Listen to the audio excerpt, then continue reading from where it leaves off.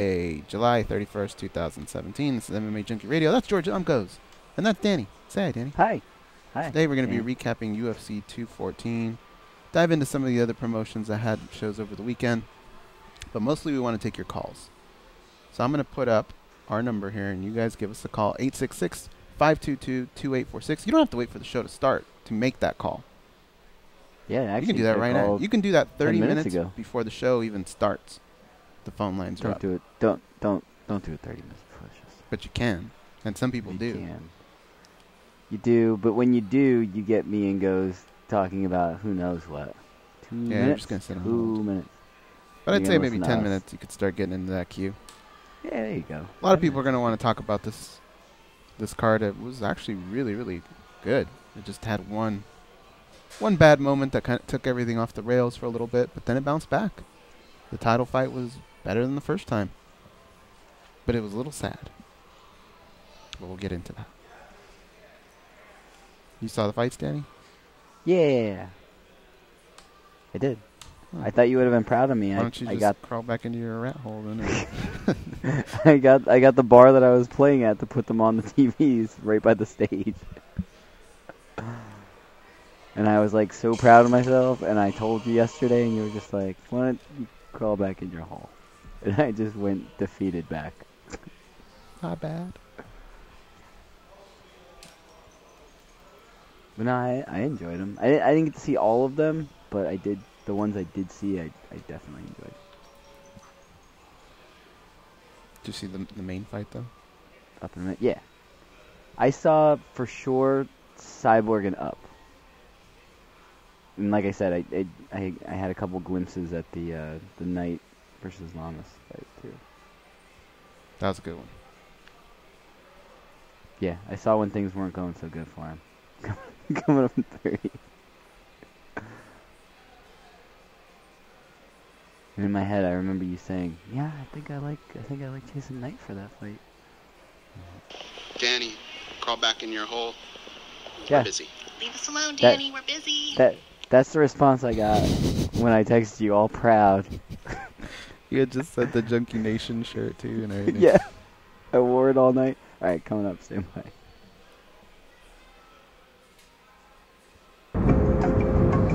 This is your captain speaking. We are making our descent into Las Vegas McCarran Airport. On behalf of our crew, we'd like to thank you for flying MMA Junkie Airlines. Now please fasten your seatbelts and put your tray tables in your upright position because the descent is going to be a little bit bumpy. Alright, Junkie Nation, it's time to roll, baby, on MMA Junkie Radio with Gorgeous George and Goes. This is what we doing while we do it, baby. All night long, we rollin'! Yeah! The MMA Junkie Radio revolution is upon us. Can you dig it? There's no escape. No escape. Through the vast frontier of cyberspace and through a sea of stars in outer space. One small step for man, one giant leap for mankind. We've solidified our combat communications stranglehold. We are controlling transmission. With the use of MMA Junkie Radio and SiriusXM satellite radio technology. MMA Junkie Radio. Commence transmission.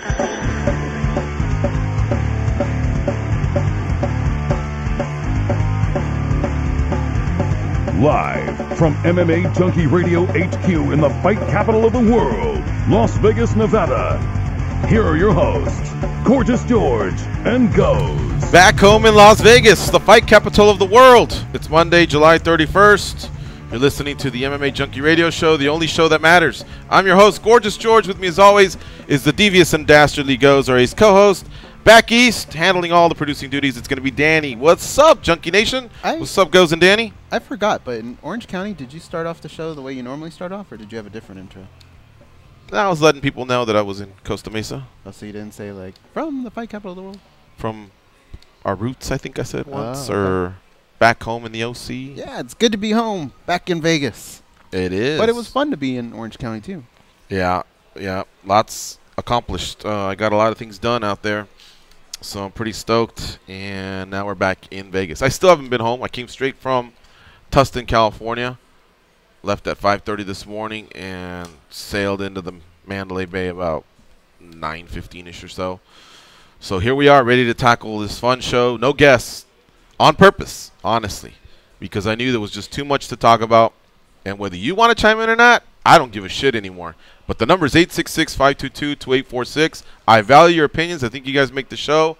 But honestly, call in, don't call in, whatever. A lot of you chirp on social media, so I see your thoughts there, and that's fine too. But we're going to talk about it. We're definitely going to talk about it because a lot happened this past weekend at UFC 214. And, of course, us returning to the OC and seeing friends and family, celebrating our 2500 show. The first MMA Journalists Association meeting happened. There was a Sirius XM hangout. So really, really lots to cover. And, of course, we'll jump into the show itself, UFC 214, with 2 new world champions and 1 champion retaining. And then, I mean, contenders being made, new debuts. I mean, everything you could possibly think of, controversy, apologies. You name it, man. It happened at UFC 214, the best card of the year so far, and one of the best, in my opinion, of all time. Seriously, that's why I go to the arena. You know, I have my certain check marks, my checklists of what I want to see, and I thought I got it all. So I am as happy as can be, man. We'll start at the top. John Jones defeated Daniel Cormier, defeated him via TKO strikes in the 3rd round in what was a pretty close fight up until that point.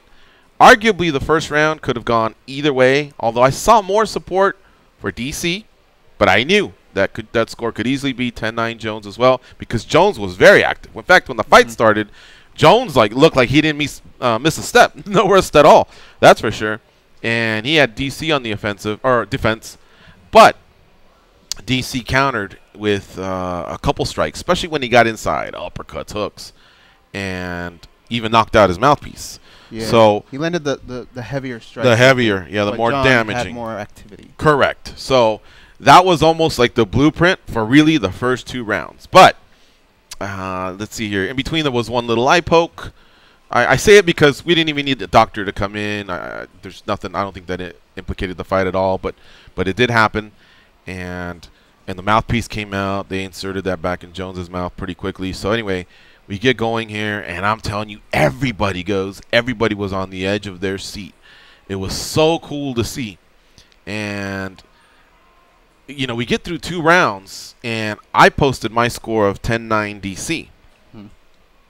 I knew it could be 19-19. I didn't think it was 20-18 Jones. No. Well, the reason I stressed that last comment is because one judge actually had it that way. The other 2 had it 19-19. So we didn't come to find that out later. We start the 3rd round, and towards the end of the 2nd, the early part of the 3rd, DC reached a comfort level with Jones. And I'm not sure if that's exactly what cost him, but to me it just seemed like for a guy that can hit you from, you know, so much further away than you can hit him, and he has all these kickboxing skills, you know, DC's hands just were a little too low for my liking. For example, Jones still was keeping his left hand up. He had a lot of respect for what knocked out his mouthpiece, and so he was still staying, I think, a little bit more disciplined. DC's hands usually there's many reasons for the hands to be down, but it's usually when you think the other guy may take you down. And for one, Jones doesn't really submarine and go in for doubles or anything. You know, he usually ties you up and has these creative trips, you know, sweeps, things like that. So I don't know what happened. Even DC was like giving him, you know, wagging the finger, like, you're not hurting me. But Jones was throwing these straight punches. His striking has improved. His boxing has improved, by the way. And these straight punches with power, and they were whizzing by. And DC, to his credit, he was making them miss using head movement. So I just don't know if that comfort level is ultimately what cost him, because he got caught and Jones pounced on him. And then, of course, we get to the TKO stoppage portion where you have one guy that's down. Actually, what put him down was that trip. You know, he kicked his leg out, and DC wound up falling. Jones threw a knee that pretty much missed, but by then his equilibrium was off. He falls down, and of course now we zero in on just the finish. You got Big John McCarthy huddled over these two giants, watching every single punch that gets through. That night, I had no problem with the stoppage. This morning, after seeing the replay, I still don't have a problem with the stoppage. Big John has apologized and felt like he may have let it go too far. So even he himself, 1 or 2 punches. He said 2 in his post. And, of course, that night, DC thought he stopped it too early, but he was a concussed fighter. So I'm going to start to unravel here and go in so many directions. We'll just stick to the fight itself, and then we'll talk about Rogan and DC's, how he acted afterwards, blah, blah, blah. We stay there. Big John's, he likes to communicate and let them know, I need to see you move, get out of this, improve, whatever it is he's saying at that time. He can tell DC's messed up because of the kick. The kick basically was the bad part, the lethal strike here. And John's just, he's mixing elbows and punches, and, they're coming in at 100 miles an hour. Some were missing, some were grazing, and some were landing. And I think that's why Big John, who had the best view, sees this. He knows how high profile this fight is, how he just knows the stakes is high, and I feel he probably just felt like, I'm going to give this guy every last chance possible, and I really don't have a problem with the stoppage. But regardless, John Jones is the new light heavyweight champion. John Jones unified his interim title with DC's title. So he unified, he became the new champion, and of course in many people's books, he never lost the title, but whatever. On a technicality, technically speaking, he is your new champion, and he's back on top. Afterwards, he gave I'll stop there. Your thoughts? On the fight? Yeah.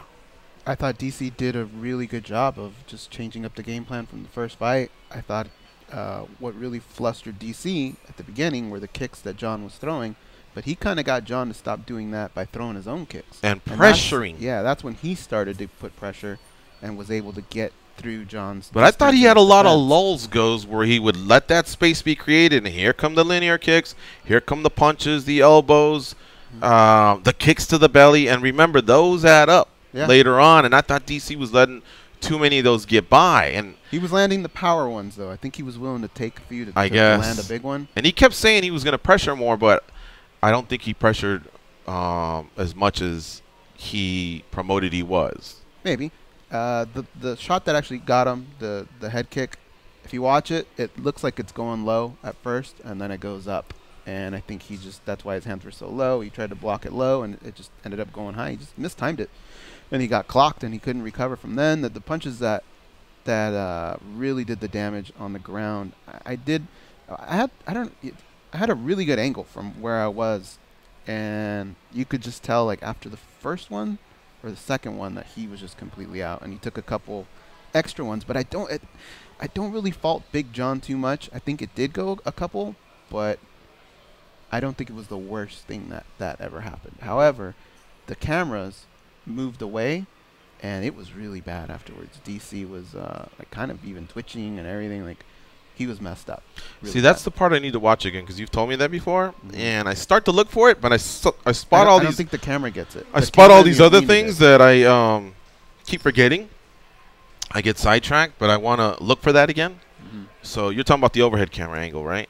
Well, the one that they use in the arena, that camera caught it, and you could see it when he was there. You could see it, but I don't think the television camera caught that part. I think it pulls away right after to get Jones's reaction. But yeah, he's just kind of like twitching. It just looked really, really bad. He was mad. DC was mad initially at Big John. He thought he stopped it too early, and he wouldn't come to the middle of the octagon for the presentation of the winner. And so much that he actually started to walk out. And the UFC president, Dana White, you could tell was very, very animated. And also the staff, so the commission staff, also was not letting him get out. Now, they shouldn't have a problem if DC wants to get out. The only thing I can think of is maybe the doctor just has to come in and just give you some sort of a clearance, Especially if you've been knocked out. Perhaps they really want you on that stool, then the doctor check, and then you can leave. But they were blocking him, And they shouldn't have a problem whether DC wants to leave because of that or not. Dane, on the other hand, can say, hey, look, come on. Give this guy his moment. You should stand there. If you can stand, you should stand there. He beat you fair and square. So I don't know what happened in that exchange. Remember Forrest did something similar, and they got really, really upset when he ran out? Yeah. Yeah. So, again, that's a promotion thing. But for some reason, those other suit guys wouldn't let him leave. So unless the promotions instructed them, which I don't think so, I still don't understand why they had a problem with it, you know? To me, it almost looked like everybody had seen just how messed up he was. To me, it seemed more like you shouldn't be walking right now. Maybe. You should just stand still. Yeah. Yeah. Anyway, so DC's obviously disappointed, and he does get there in time for John Jones' hand to get raised. He walks away. John Jones has the belt put around him, and he immediately collapses. And, of course, DC, at that point, stays. So, again, I don't know if he's instructed to stay or why he's staying, but really, he needed to just exit, in my opinion. Unless he's going to drop the gloves and retire, or has asked for that time, because DC can get whatever he wants, man. He's one of the best fighters ever, and one of the promotion's favorites. So if he wants that, he can have that moment. But I don't believe he was seeking that moment. He was just upset, and so we're slowly inching that way. Now let's get back to Jones, and then we'll finish up with DC. Jones immediately gives proper respect to DC. You can tell that rivalry ends, at least for the immediate 72 hours, maybe in a week. One of the two sides might say something, but I believe he put a nice exclamation point on the rivalry, and then he gave the proper respect. He said, you'll always be a champion. I respect you. I want to be like you. And then, of course, he said, this is a long road back. In my opinion, he nailed it. Totally. And very classy. And, of course, the naysayers will raise an eyebrow and say, well, yeah, but for how long? Well, yeah, well, you know what? Let's not root for him to do it either. Let's just leave it at that. He showed up. He fought. He looked great after, 13 months off. And he beat one of the top guys ever, his top rival. The show was a success and trending over 1 million buys. So, honestly, for what I saw there, I just couldn't think of a better ending. One guy had to beat the other, and without controversy and with a finish preferably. And, of course, I had chosen DC on my stat picks. I think everybody knows I was siding with DC. So, other than the wrong side, I thought that was about as good of a finish as you could have, because what you don't want is a draw or a split decision. Imagine. Whatever. Yeah, exactly. So, we have a clear-cut winner. And then, of course, Joe Rogan has taken it upon himself. What? Right, he calls out Brock Lesnar. And he calls out Brock Lesnar, correct. Drops the mic, says what he needs to say, and then just leaves it at that. So, let me write that down, because we'll circle back. Brock Lesnar. So then they get to DC, and Joe Rogan, who has told us via social media that he on his own accord went to interview DC, and he kind of established this rule of not interviewing a concussed fighter after what happened with Al Stroving versus Stipe Miocic last year. And he said it on his own podcast, and he's said it a few times. But what does he do? He kind of breaks his own rule, I guess. Goes out there, talks to DC. And so when I see that, I'm thinking maybe DC has something to say here, He didn't retire, and he was crying. He was upset. He was hurting. He was really hurting. And Frank Mir had an interesting tweet. He said at that particular moment, it could be that DC realized he really was never the champion. It was just him keeping the seat warm while John was there. Or I felt like he just didn't want to lose to John Jones. This really would have validated him as a GOAT. There's many things that could have been going through there. But when Frank said that, I thought, that's interesting. I don't disagree with that. It was via social media. Anyway, he's crying, and he gets it together enough to say, I think a kick got me, and he's disappointed. And then when he's asked about the rivalry, is this the end? He says, well, it couldn't have been much of a rivalry when one guy won both fights. And I was like, wow, that's so true, but so hard to accept as a Cormier fan, True. Because I'll still call it a rivalry. Yeah. But the rivalry is just not what happens in the cage. It's everything that goes along with it. Yeah. There were But still, I heard moments. for that guy that you know, and of course the memes are floating out, and you know he'll probably be a version of Crying Jordan, whatever. And that's it. I mean, so since then, Rogan has apologized, and what he said was about as good of an apology as you can make. I think he admitted and took 100% fault. He said the UFC did not tell him to do it. Of course, you all know he wears an earpiece. The production's usually telling him, you know, either hurry it up, we have another fight. You know, there's different circumstances when he goes out there of what he can say or not say, or maybe they're pushing a fighter to, you know, ask for a future opponent, whatever.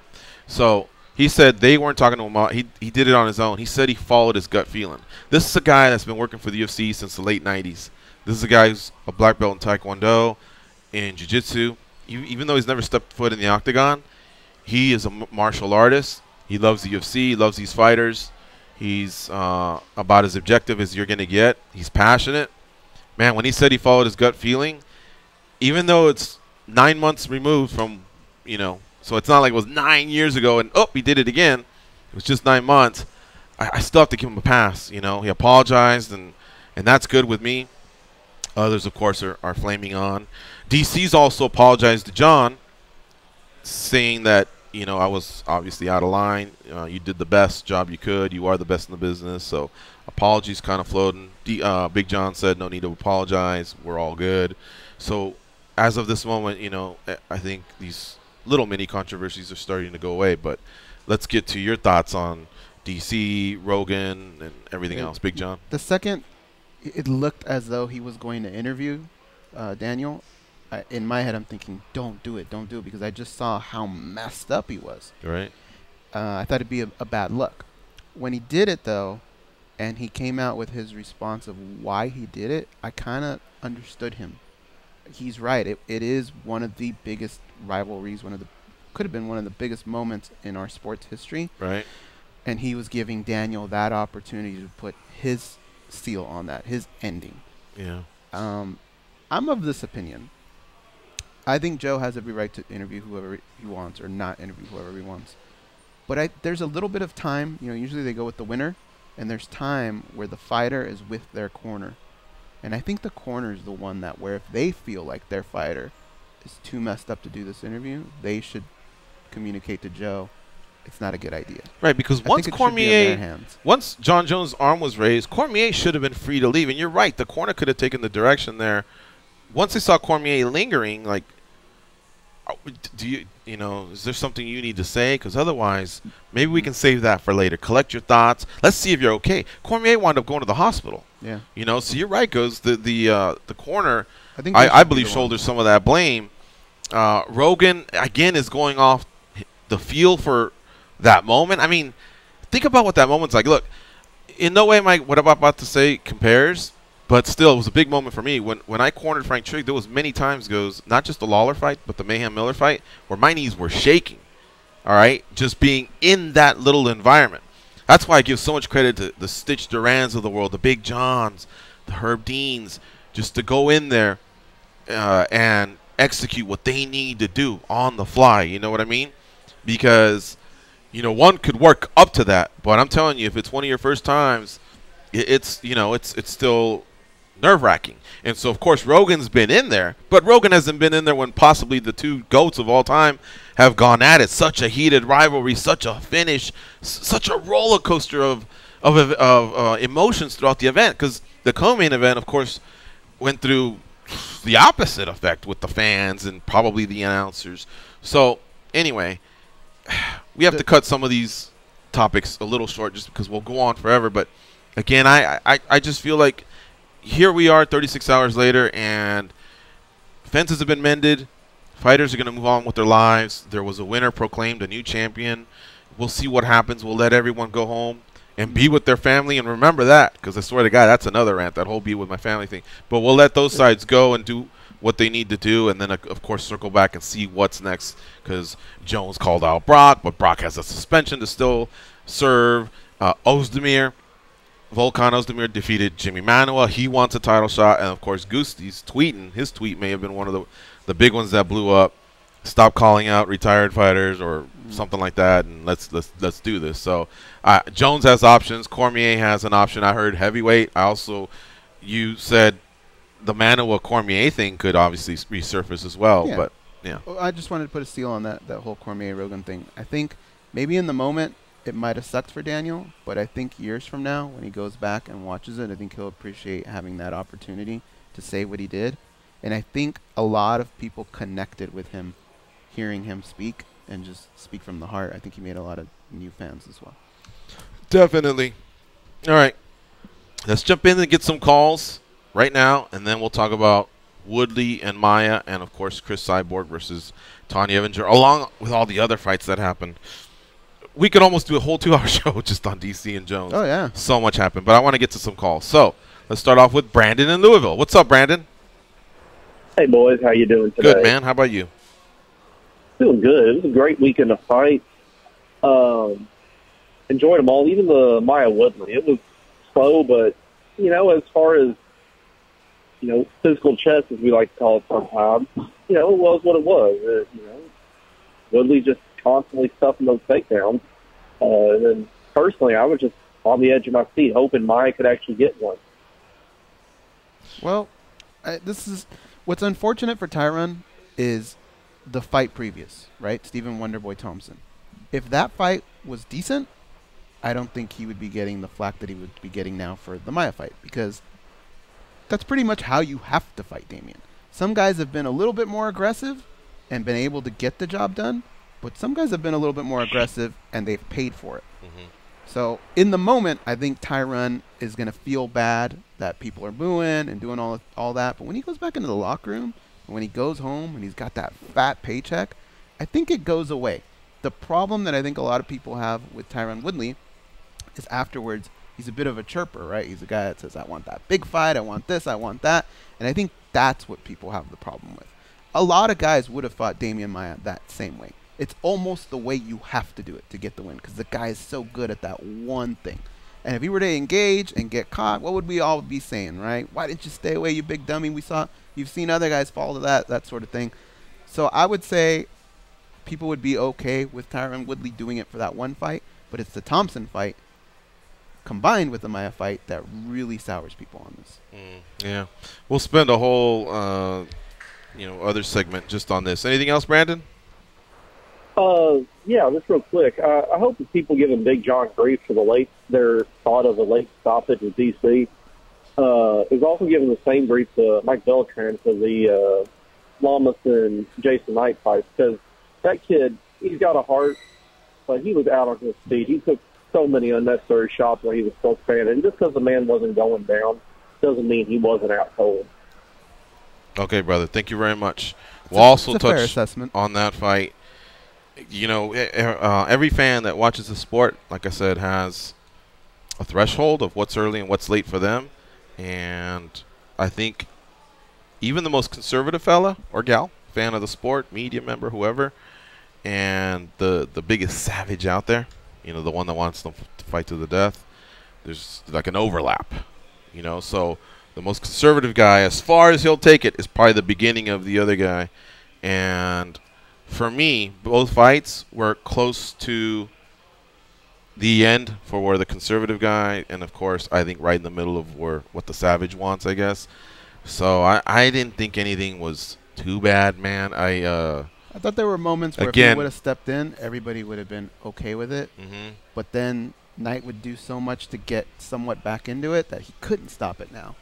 So it happens a lot. I always say, show me the tweets or interviews from fighters who wish the fight would have stopped earlier. You rarely hear them, and then we'll start maybe changing our mind. Cowboy Cerrone. Maybe they don't realize that until later. No, but even afterwards, like Cowboy Cerrone, somebody asked him, may have been John, may have been Luke, I can't remember, but in those scrums, should you have come out for round 2? He said, I probably shouldn't have.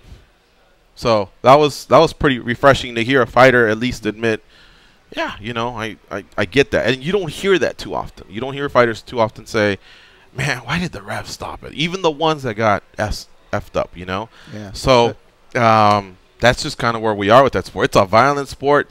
Things are going to happen. Comebacks have come from fighters who have been in that situation and got one last moment from the ref, and then all of a sudden the tide turns, or you know what I mean. So I think I'm still good with both of those finishes, but I guess I'm more on the Savage side. It's tough because Junior Seau, right?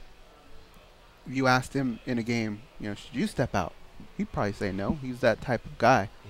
But towards the end, if you asked him, should you have stayed in some of those, looking back on it, he'd probably say, yeah.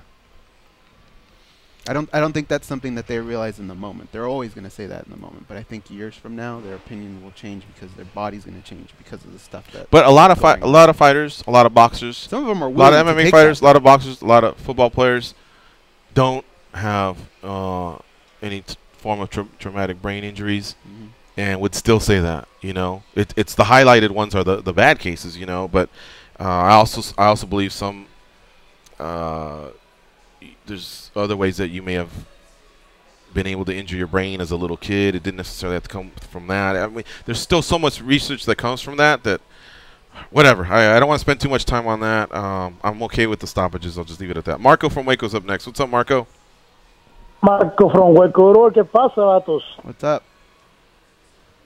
Finally, a good weekend of fights. I'm so pumped. Well, John Jones, I don't think there's too much argument that he is the GOAT, man. Because if the consensus is that Daniel Cormier is the second best light heavyweight ever, John Jones has to be the GOAT. There is no more freaking argument. I would like to see him fight Brock Lesnar. That is a legit fight for all the people that are hating. Lesnar used to be the UFC heavyweight champion and former NCAA Division I champion. So quit calling it a circus fight. That is not a circus fight. That's a legit money fight. But hold on a second. Jones has kind of been out for a while. He's got contender. He's got a guy that he really wanted to fight himself in Gustafsson. He's also got Ozdemir knocking on the door.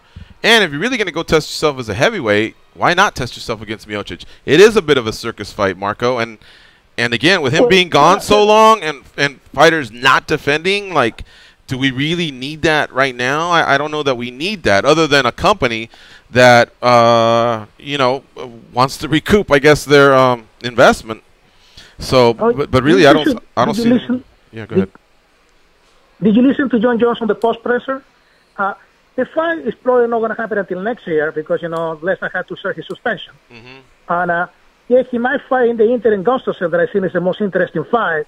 I'm super impressed with Volkan Ozdemir, but Gustafsson is the quote-unquote best fight next, because of the fight they got back on UFC 172. But when it comes to money fights, I mean, even John says that he's looking at the blueprint Conor McGregor is putting out there, and he wants to make those $10, $15, $20 million paychecks. And the only fight that he even acknowledged that is keeping Miocic is not an commodity. The only fight that makes sense to make that kind of money is a fight with Brock Lesnar. And it's a winnable fight for John. John looked freaking outstanding. Well, good for John, but I'm not a big fan of that. I'll use the word unnecessary, maybe not circus, because Marco is right. It is a former champion, so I'll use the word unnecessary. Yeah, thanks for the call, Marco. I mean, at least Conor had a really busy year where he won the 2 titles, took some time off for what happened with him becoming a father, and then of course this thing got presented with all that kind of money. That's a lot, but I wish Conor would have defended featherweight, but he did give us some epic fights that were good for MMA.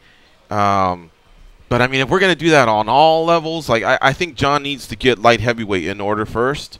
I think he's right back on the right track, and to all of a sudden now drift off in the Lesnar, and I mean, I'm still a little sour on Lesnar, to be honest. Okay. It's too soon. Brad from South Carolina, what's up? Brad from South Carolina, what's up?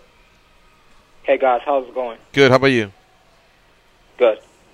What's the deal with Dana White's negative behavior at the post-fight press conference? It seemed like he was attacking a lot of fighters. He was pissed off at Woodley. I think that's basically the that was the catalyst. Yeah, that was the big thing. It seemed like he took a shot at Jones too. Like he said he didn't care if Jones liked him or not because Tito Ortiz worked for him and he didn't care if he liked him. Well, that was Jones' side saying, there doesn't seem to be much of a relationship, and if you're not making Dana money, you're not his best friend. I don't know, something like that. So he was probably asked about that. He's firing back. Dana, he doesn't hold back. But in terms of that night, if there was anything that put him in a bad mood, It wasn't that comment because that comment came in like 2-3 days earlier. It was probably that fight with Woodley and Maia. Oh yeah, one more thing. Do y'all consider Cyborg the female GOAT because she's been on top way before Ronda and joining champion? Yeah, it's tough to say. She beat a 35er, a tough 35er. Much respect to Evanger for taking the fight on late notice.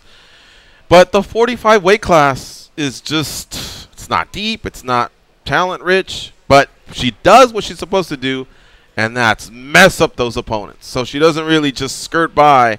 I mean, she shows you how far ahead of her time she is. So the question is, you know, I think she might be, man. It's possible. What I did notice in the arena that night is I feel like if Ronda had kept it together and they were to fight now, I'm not so sure that crowd would be pro Ronda. Cyborg is like making little kids cry and people just going out of their mind to get her autograph. Like, people love that girl now. Yeah. Yeah. So, you know, it's subjective. It's a good question, Brad. Let me get your answer. As far as me, it appears that way right now that she may be it. But like, I can appreciate what Joanna's going through. She's going through like a murderer's row. You know what I mean? And of course, Ronda did her thing, but then came up on 2 losses too. So right now, Cyborg I think's won 18 straight, and you know she's a beast. But what do you think? Do you think she is? I'm going to say yeah because, you know, she's been champion at Strikeforce way before like Ronda and, you know, joining champion took off. So. All right, buddy. Good stuff, man. Great call from Brad. Folks, we're going to take a break. You're listening to MMA Junkie Radio on Sirius XM Rush 93. Keep the phones lit up. It's 866-522-2846. It's Monday, July 31st. We're here back in Vegas from a great trip over in Southern California. We're talking UFC 214 and everything else that happened this past week. Stay close. We'll be right back. Situation into heaven, yeah. Oh, you are my sunrise on the darkest day. Got me feeling some kind of.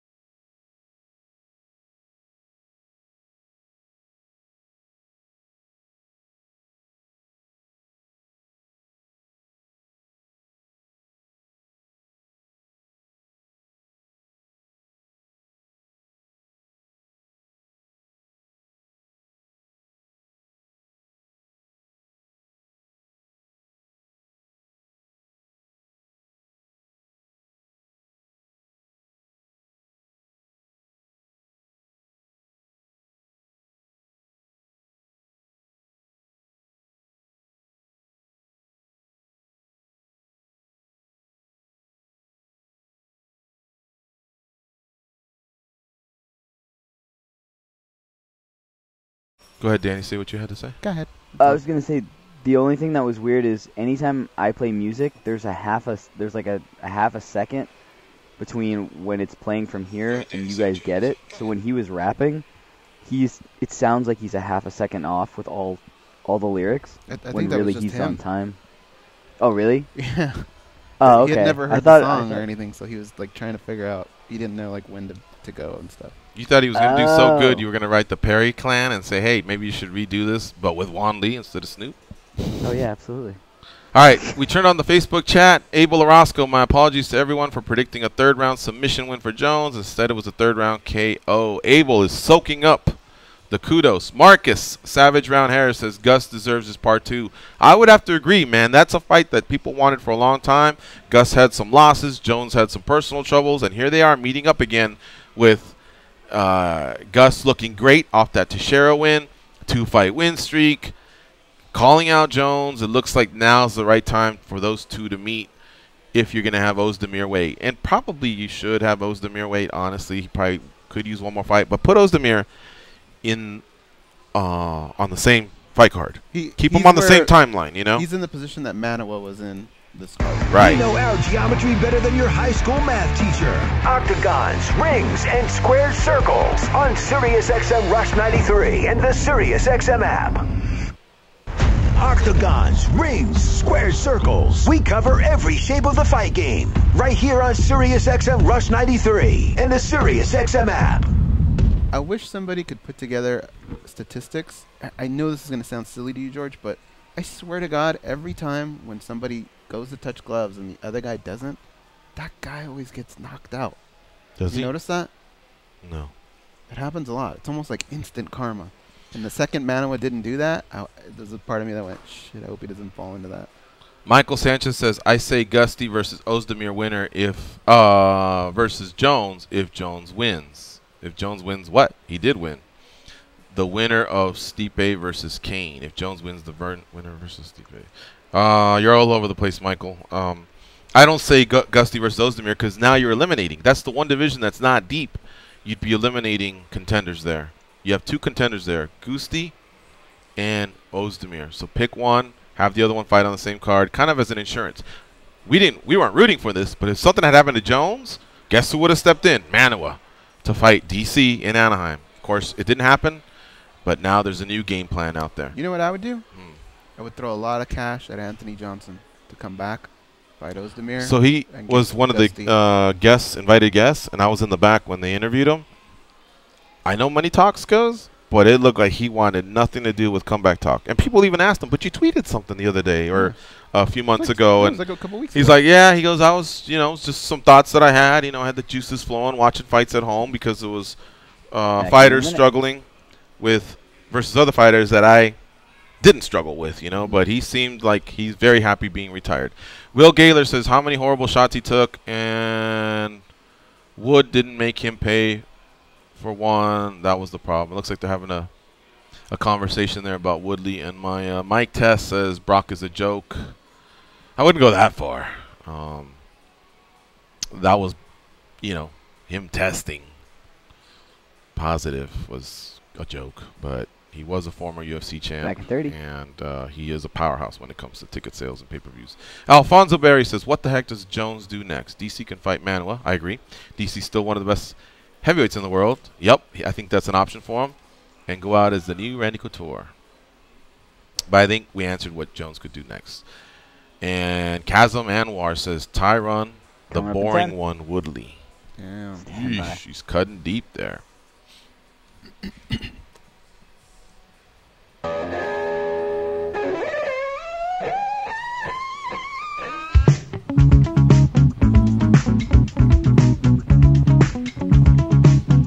They can drink Mentos-flavored Diet Coke without their stomachs giving a single fuck. They are Gorgeous George and Goes. And this is MMA Junkie Radio. NBA front office executives are wheeling and dealing this summer, trying to create the next NBA champion. Get expert opinions and analysis on all the latest transactions from around the league throughout the offseason on NBA Radio, Sirius 207, XM86, and listen anytime with the SiriusXM app. I still can't get that word analysis. I'll have to find a synonym for that maybe because I'm 50-50 with that one. Analysis. There you go. All right, the last two weren't bad. Let's go back to the phone calls. You guys are lighting up. We appreciate that. Go to Joe from H-Town. What's up, Joe? Good morning, fellas. Good morning. Hey, man, I want to talk about DC, then I want to talk about Jones at the end of my call. Man, I'm watching this fight, and it was a very close first round. The second round was all DC, and there's a moment in the second round where, like, damn, DC's going to do it. He's going to beat the greatest of all time. He's lighting him up. He's talking trash. Jones is not throwing. He kind of, like, stops and, like, kind of is trying to figure out what's going on. DC wins around. And then Jones, DC kind of tired in that third round, and Jones was kind of putting it on him. And with that kick coming out of nowhere and that beating on the ground, man, that was very tough to watch, man. I'm a big DC fan, and I just really think that John McCarthy just let him take 5 or 6 unanswered shots. I mean, DC was down on the ground, not defending himself. I don't understand how this, if in a championship fight, you got to let give the fighter all he wants. I don't think so, man. If he's out, he's out. And that really bothered me. Well, he wasn't out. He was actually grabbing one of his legs, and a lot of the shots missed as well. Couple of them grazed, and the elbow that grazed obviously could have an impact. But a few of the Jones punches didn't see him out and said, because it's a title fight, I'm going to let him get knocked out more. Right. He thought that he was in the fight still. Yeah, he's been honest and said he may have been 2 punches late. Like I say, To me, it looked like he was still conscious, reaching for, let me see, it was his left arm, trying to reach for Jones's right leg. So he was showing some movement, and then, of course, little by little, he was crumbling. But I disagree. I don't think there was 5 punches too late. I thought it was 1 to 2. Yeah, and again, I'm saying that I believe that maybe, yes, the ref should call it kind of across the way. You know, a foul's a foul or a stoppage is a stoppage. But I don't believe that that's true across all sports. I do believe the higher profile the games, a lot of times the officials will just let you play it out. They'll say they don't ask for the call with 2 minutes inside the 2-minute warning. You know, in basketball or in football or anything like that, they're just going to let you play it unless it's something really egregious. And I think human nature just, you know, calls for that. So that's why that went probably maybe a little longer than it should have. But again, I didn't have too much of a problem with it. Yeah, I mean, maybe go watch it again, George. I mean, if the fighter's not moving his head or not protecting his face, just kind of like what Brandon said about Knight. I mean, you know, he wasn't protecting his face at all. He was just getting lit up. Anyway, let me go to Jones. This guy, man, you know, I've said it before. You know, he's pretty good, man. He's probably the greatest of all time. The sky's the limit for this guy if he keeps his head on straight. And I heard, you know, I think it was Marco saying about the Brock Lesnar fight. You know what? John Jones is a star after this fight, after the way he has redeemed himself, you know, so to say. The way he talked about DC after the fight, the guy's a star. You know, a lot of people were watching. I don't know if it was 1 million people watching, but a lot of people watched last night. He's a star. He doesn't need a running mate like some of these other guys. He can do a pay-per-view with anybody, and I think it'll be a hit. I think he's on the verge of redeeming himself, but I don't think he's done it yet. If I told you right now, George, I'm going to put a gun to your head, is John Jones going to be clean and pass all his testing and all that? You wouldn't feel great about that. You need to see him do it a few times before. So I think he's on the way to redeeming himself. I don't think he's there yet, though. I would say, look, get the Gusti fight in at the end of the year or maybe at the beginning of 2018. And then I guess if they want to do something like that in the summer, then what am I going to do? I'm not going to stop them, you know. Those guys, like I say, they do like to put on big fights. But for a guy who's been gone for so long, I mean, respect the division, respect who's there as well. And plus, that's a fight he's been wanting, the Gusti fight. And he's right there waiting for you, you know. Chasm says he's 2-2 in his last 4. Yeah, but he's won 2 in a row. Jones wants him. They had a great fight the first time. It'll sell. It's a division that just kind of, you're really hard-pressed to find these long win streaks, you know. I'll still take a guy that's 2-2 or 2-0 in his last few or 2-2 or whatever, that's consistently fighting top 7, top 5 guys versus someone that's maybe undefeated and only 2-0 in the UFC, but they have this long streak to look back on, but not against the proven guys. I still may side with that because, you know, that's just more of a contender. They're there for a reason, so of course they're going to experience some wins and some losses. All right, back up to the top. Showtime from Tennessee. What's up, Showtime? What's going on, fellas? What's up, man?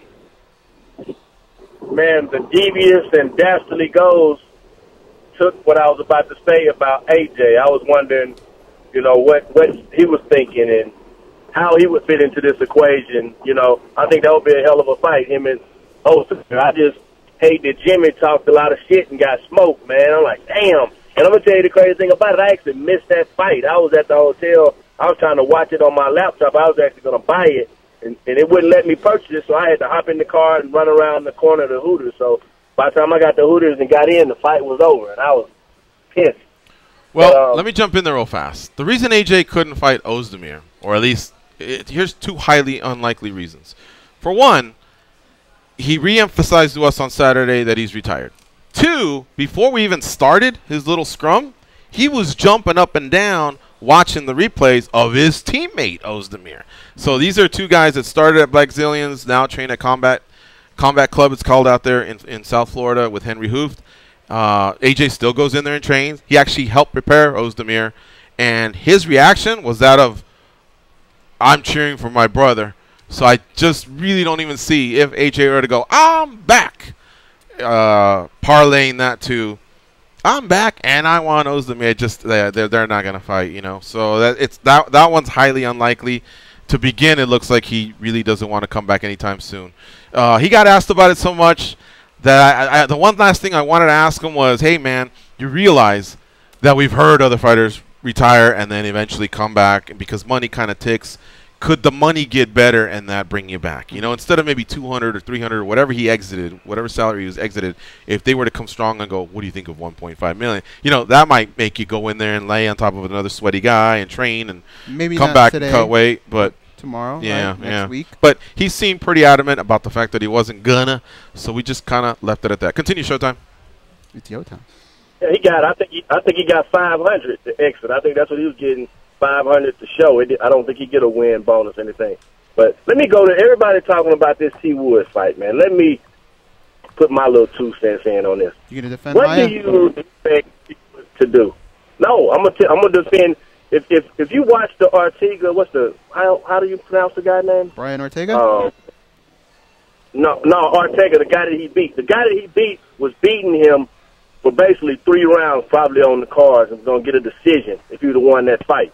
And he messed around and jumped on the floor with a Gracie black belt. Those guys are nothing to play with on the floor. You keep that fight off the floor at all costs. If you got to win an ugly fight, win it and let everybody talk shit, and you go to the bank and you put your belt on your shoulder and take pics, and I'll be just happy. I wouldn't care. And I'm pretty sure that's how Wood feel this morning. He was hurting Maia. When they were on the feet, he was hurting him. He was throwing blows and hurting him, just to stop that many takedowns. I mean, what people want him to do? Jump down there on the ground with him when he hurt him? Jump on top of him? I agree with you, Showtime. But okay. So you don't want him to strike. You don't want him to strike with a striker like Wonder Boy, and you don't want him to grapple with a grappler like Maia. What do you want him to do?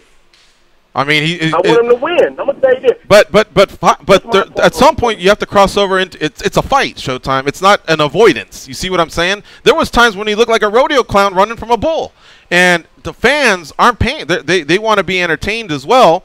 And when you're a fighter who's saying you have one punch power, well then let's see it. When you're a fighter that says I'm comfortable on the ground, well then let's see it. When you're a fighter that says, hey, I'm just as good as submissions or whatever, well then let's see it. You know what I mean? I'm quicker than Wonder Boy. I have more power than Wonder Boy. Well then let's see it. You know, there's got to be a point in time where there's a balance between the two, especially when you're doing previews about how violent you are and how violent the result's going to be. It's just back-to-back shitty fights. And there's nothing wrong with it, okay? Except as an athlete and as you being his fan or his other teammates or whatever, you guys all just have to accept that. Fans paid money to see a fight. They didn't see one. They're entitled to boo. And it's the same as other sports where other athletes go, man, it was just a bad game. You know, we got the win, but it was a bad game. Well, same thing. It was a boring fight. It was a shitty fight. It was, you know what I mean? But instead of saying that, he comes back really aggressive towards the haters, the booers, the this, the that it becomes even more of a turnoff. And, I mean, hey, man, I was there, bro. 16,000 people. We didn't all just say, hey, let's all boo at the same time. Let's just start a wave at the same time. Let's just start a this is bullshit chant at the same time. Let's just start a boring chat at the same time. Let's all turn on our cameras at the same time. No, people were, like, out of their mind because this is 2 times in a row. This is 50 minutes of fighting where not much engagement's taking place. And, again, he's capable of it. He's knocked out Koscheck. I mean, he made him see stars. He made Haran see stars. That's how he took it from Robbie Lawler. So he has the one-punch power. And if you're defending the takedown so great, then that means, hey, you know what? At some point you can unleash. Plus, he's telling Maia every time he's punching him in the face, he's wiping his face to say, you ain't got it. You don't have the power to knock me down. So you see what I'm saying? It was possible. It was really, really possible for him to go in there and prove his dominance over Maia. And instead, he just all we saw was a guy avoid Maia's strength. I didn't really see Tyron Woodley perform to the way I know he's capable of performing. That's the thing. That parlayed with the excuses that come afterwards and this and that. I mean, yeah, I mean, you know, I know he's got what he's got to say, and I know he takes it personal, but anyway, look, stay on hold. We'll continue. All right? We got to take a break. You're listening to MMA Junkie Radio on Sirius XM Rush 93. Ladies and gents, turn up the sound.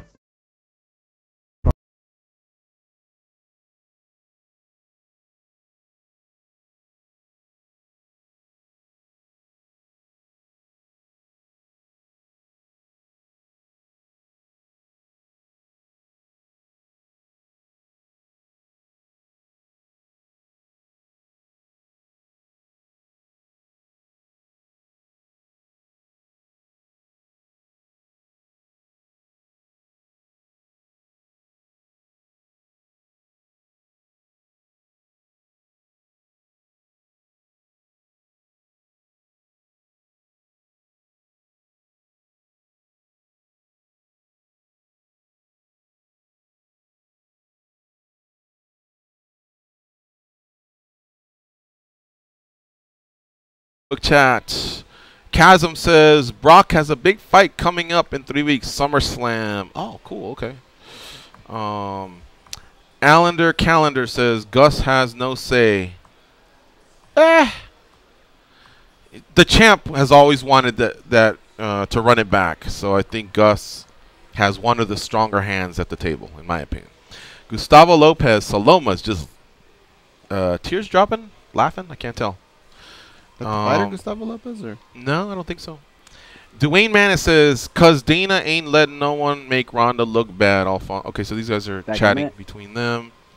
Phil Edelstein says, "I agree with Goes. The corner should have verbalized it. Going back to DC, probably not doing that interview." Alfonso Berry says, "I think the Rogan interview was BS. Joe didn't want to do that shit to Ronda, and she wasn't unconscious after Nunes. He seen DC get hurt super bad and did the interview anyway." I don't see that in Rogan, man. It sounds like you're he's very implying he's trying to be a little malicious, and I don't think that's the case. Chasm says he's the crying Jordan of MMA. You know, man. You know what, man? Maybe they are, maybe they're not. But Jordan's the greatest basketball player of all time, and DC's probably the second best MMA athlete of all time. So I'm sure they'll take it. Let's see here. Luke Staves says, "I hope Jones doesn't fail the drug test." I don't think so, man. None of us do. Yeah. You guys are coming back in 10. Hey, all George, I'm just going to come back with Viva Las Vegas. Oh, okay, cool. Cool.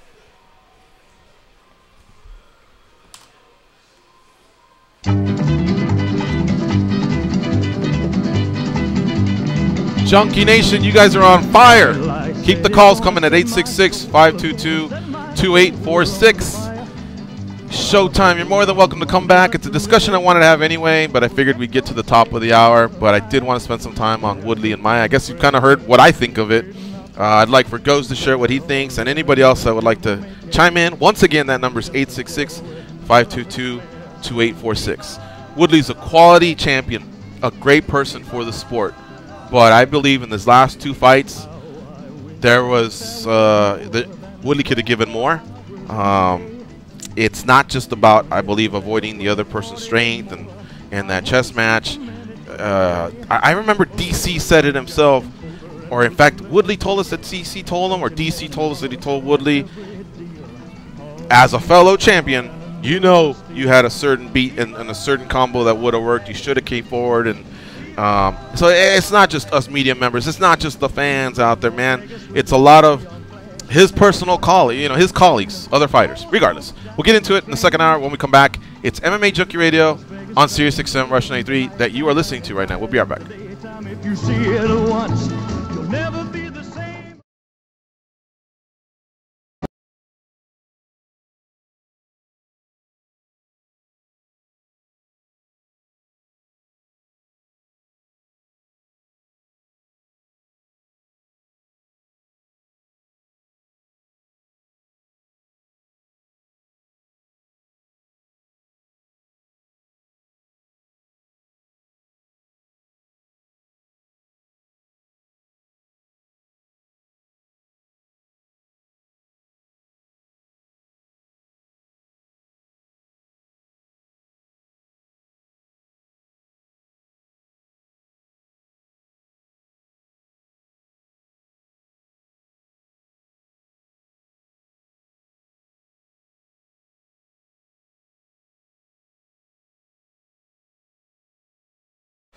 Fire. Chasm says he wants to see DC versus Manoa. They have unfinished business. I would agree. DC I versus think Manoa. both could use some time off, though, because both of them suffered brutal KOs. But here's the thing. This is something we chatted about, and maybe we'll bring it up on the show. We're not so sure that we'd be opposed to them two just fighting at 215, because you'd still give Manoa the credit for a win at 205. But I really think DC's these weight cuts are killing him, and I think his future lies at heavyweight. It's just that they have something built in. So if Manoa can accept that and they can pitch it to the UFC, I'd like to see that fight at 215, with the implication that if Manoa wins, it helps his run at 205. You know, he's going to start a new run. And if DC wins, it's just kind of like a beef that was squashed. But I think he'll become a heavyweight now and just see how he how he does there. I like the idea of it. I just can't see Manua's management going, hey, you know what we should do? Off of a big knockout, let's take on the second greatest fighter in the world. I think secretly they're probably going to say, hey, why don't we look somewhere else for now? Get you back on this winning streak. Maybe, yeah. I don't know what will happen, but I just think that both fighters dislike each other. Therefore, it's a fight that's ready to be pounced on. 2 minutes. 2 minutes. Good job, Dan. Oh, I gotta pay Aaron Fisher. Do I have to send him 3 Popeyes? Yeah. Under Gabe Killian rules, or? Well, not with Aaron Fisher. Hey, we got to do that's the only bet I'm at. Our stun guns. Okay, I'll stun guns when we come back. I gotta send Aaron so much shit goes. Aaron Fisher? Yeah, I gotta. The motherfucker could have helped me when he was here because he knew I had a package for him, so he could easily tap me on the shoulder and said, "Hey, about that package." And I forgot. He forgot, but he's very patient. He's not like a. No, I know, but like Christian, we were able to do it, you know. But I just forgot Aaron, and there's a bag at home that already says Aaron on it. In fact, it already has the address. It's just a matter of getting into the damn thing. But now I guess I'll go buy Popeyes and buy him a $10 gift certificate. I think you could do that online, right? No, but I'll just throw it in there because I'm sending him a bag of stuff anyway. Coming back in a minute. And the Nate Diaz T-shirts.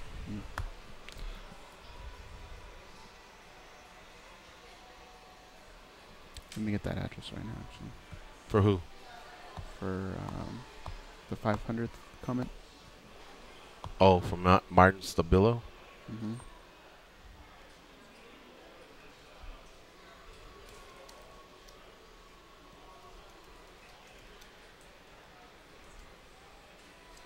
Back at 30.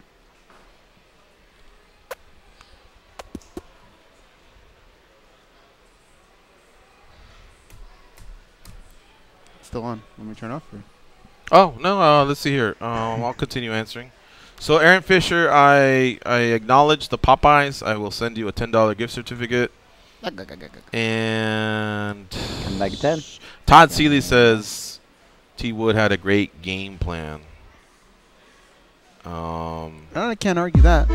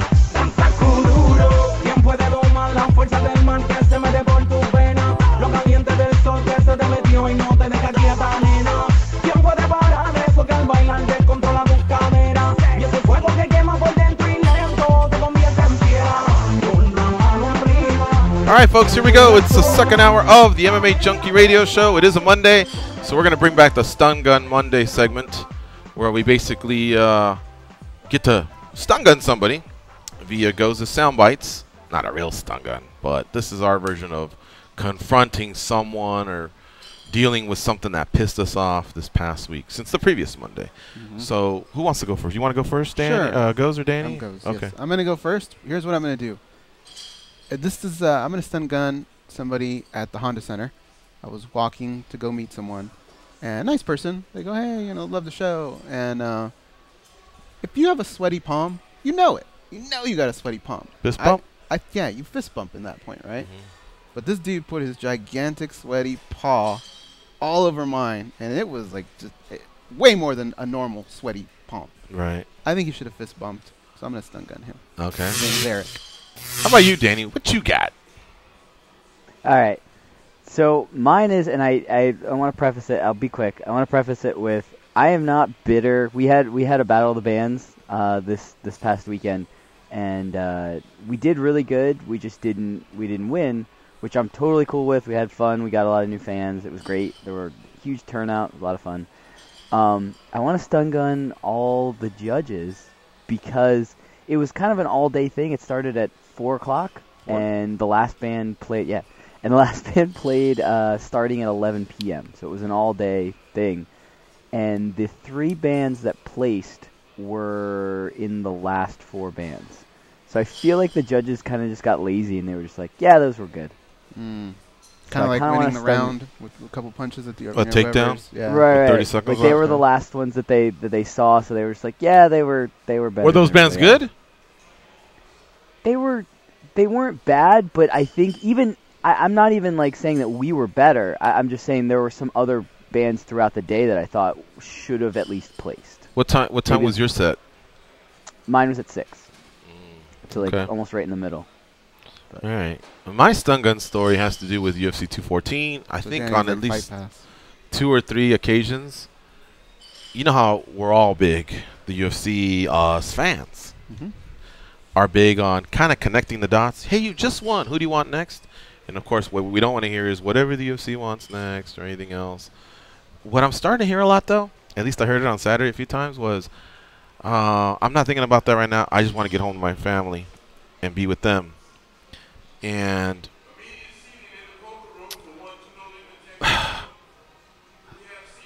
I mean, we fucking know that, right? We know you want to get back to your family. But aside from that, who do you want to fight next is, I guess, our point.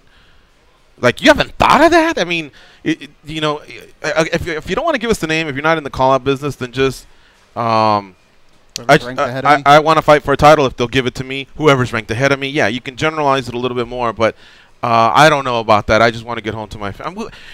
We know that. We know that, you know, the workplace is over. We didn't think you wanted to run off with a couple of whores to, like, Cabo, you know, and then maybe rent some motorcycles and go through TJ and go watch rooster fights and fucking a donkey show and meet up with your homies and, you know, fight cartel members. We didn't think other stuff was going to happen other than you probably going back to your family. But give us something, man. I don't get that one. There's the general ones. Just someone right ahead of me is good. Or I want to get back to the title. Everybody's got a certain thing that they can say. A former champion, I want to get back to my title shot. Give me someone ranked ahead of me or whatever. But we all know you want to get back to your family. I don't know, man. Just whatever. I would have done this differently if I had those kind of skills. I would have been a pain in the ass, probably. I wouldn't have had many fans, honestly. I probably don't even have any right now. But anyway, that's our 3 stun guns. So back to Woodley and Maia. We kind of left off. I think I've said my piece goes. The one last thing I'll throw in there is he wants this GOAT status, right, as the best welterweight of all time. He could get there. He's not going to need 10 title defenses like GSP because it's kind of like, what have you done for me lately? And a little bit. The fighters keep getting better and better, you know. And so, but GSP did have a hit list that he went through. You know, the difference between GSP and Woodley, in my opinion, is even though GSP was safe and so is Woodley, GSP was on the offensive, whereas Woodley is on the defensive. So again, both fighters, I guess, can have received some criticism, but the criticism tends to tail off, and then GSP would win and just go enjoy his paychecks and do whatever, not really come back and fire back on the social media, which fans just don't appreciate if you have a problem with booing them because they're entitled to it. They paid their ticket. They can say whatever they want. You're not going to come back and tell them this, that, or whatever, and you're not going to tell them not to feel like a fan. And again, when collectively thousands feel the same way as a fan, you know that you're not crazy either. So this GOAT status thing, these money fights, I mean, there is a formula for that. Yeah, why do you think the promoter was mad? You know, there's a formula for that. And if you want the fans to rally and retweet and get in Dana White's face and say, give Woodley this guy next or give him GSP, you know, you also got to help out with that. He's got a lot of fans. He made a lot of fans in this last year. All right? But just those 2 fights were just not to my taste. I don't know. That fight, but I don't remember a fight pissing you off more than this one for a very long time. Well, that night I wasn't as pissed as others. I've been pissed off more at the reactions from people that just can't understand, you know. how this is going down. How you know that what a beautiful fight this was. This chess match.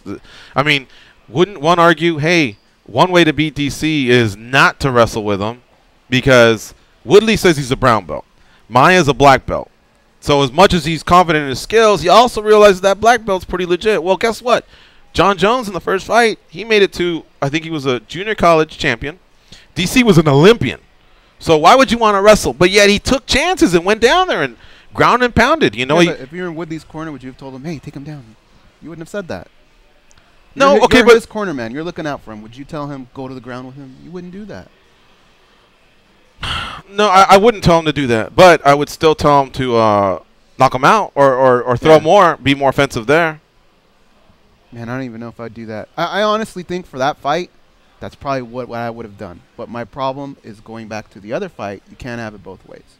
And my other problem, aside from that, is if you're just going to be that guy that goes in and does enough to win, fine.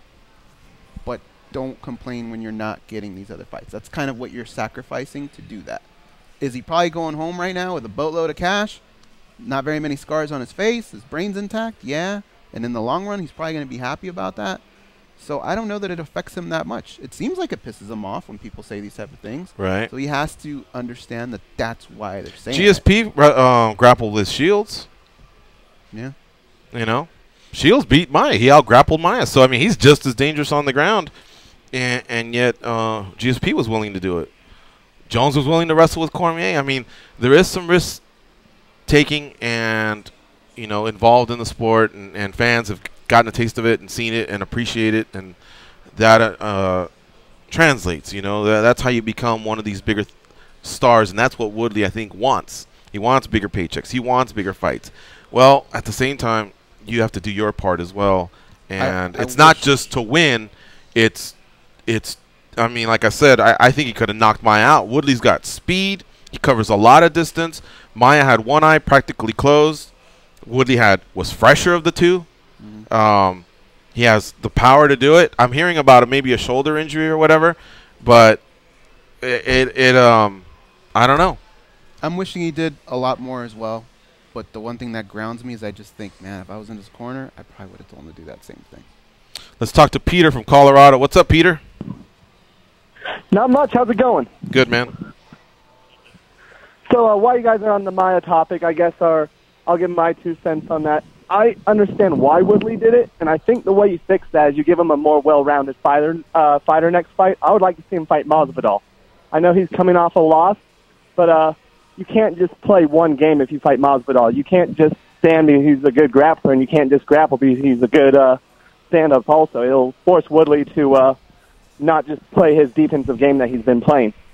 You know, it's funny. But he's coming off a loss, so I think they're going to make him grab a win before he can fight for a title. Yeah. And I think more than likely he'll be matched up with Thompson, actually. But it's funny you brought that up because George was mentioning during the fight that had Masvidal been a little bit more aggressive, or maybe not taking some of those chances too. No, a little less aggressive. He could have been the guy that was in right to face Woodley against Woodley. Yeah. And I mean, he's the only guy in the top 5 that Woodley hasn't beat right now. I mean, I'm guessing they'll give him Lawler next because that's the one that people are talking about, and I think that'll be more interesting than his last 2 fights. But I think Masvidal is the guy that can beat him eventually. We'll see, man. Like I say, a Woodley that's flying high on all cylinders is really, really tough to beat. But, again, these last 2 fights, I haven't been entertained, I guess. And I know he's not fighting for my personal entertainment directly, but I can tell he's passionate about his craft. And, you know, like I said, there's a correlation between being exciting and also cashing bigger checks and that ghost status. It sounds like to me he wants to be a legend, maybe the #1 welterweight ever, and he's got a ways to go with that. All right, thanks, Peter, for the call. Good stuff, man. Let's go to Brian in Boston. What's up, Brian? Hey, boys. It's funny. There seems to be a lot of talk about the Woodley fight, and I thought the whole card itself was fantastic. It's what the UFC pay-per-views should be. Right. On the positive side, you had that main event. The action was insane. And then after the main event, you have all that human drama you know, with Rogan admitting he made a mistake and John Jones, you know, coming to Jesus and poor DC staggering around. And then you take that Lamas Knight fight, which was insane. You take the Ortega fight, which was insane. So I hate that everyone seems to be focusing in on the Woodley match. Now, again, I guess I'll go down the rabbit hole and give my 2 cents.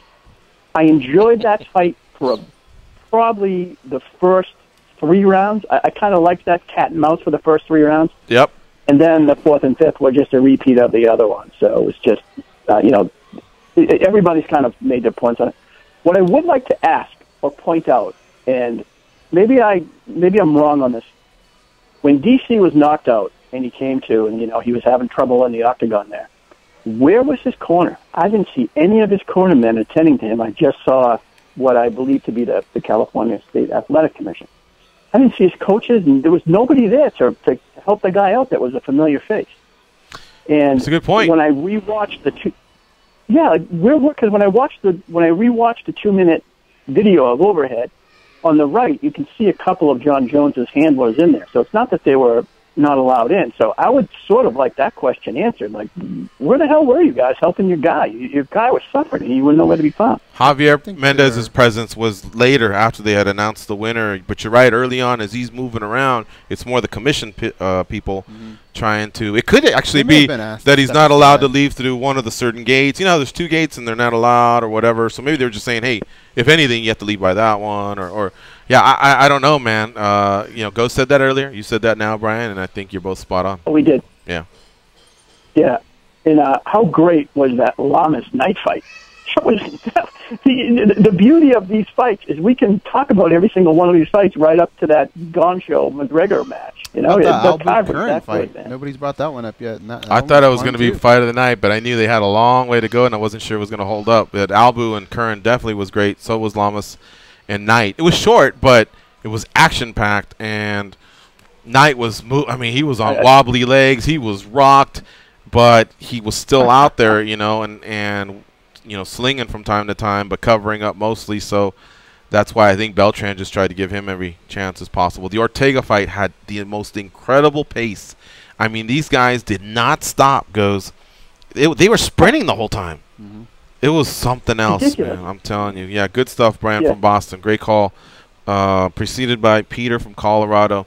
So let's just go through these names, and I don't want to run out of time here, but so we know about Jones and Cormier, and Woodley defeats Maia. Woodley, you know, in the chat room I can see you guys saying that fight may have cost him, and Dana White has said that fight did not cost him. The GSP Bisping fight was signed 24 hours beforehand, so that fight, that round 5, did not cost him. Had he put on a great fight versus Maia, then I think that okay. Here's what happened. The ship sailed for Bisping and GSP. It came back on Friday and docked. It sailed again on Woodley though. Now Woodley was out of the running.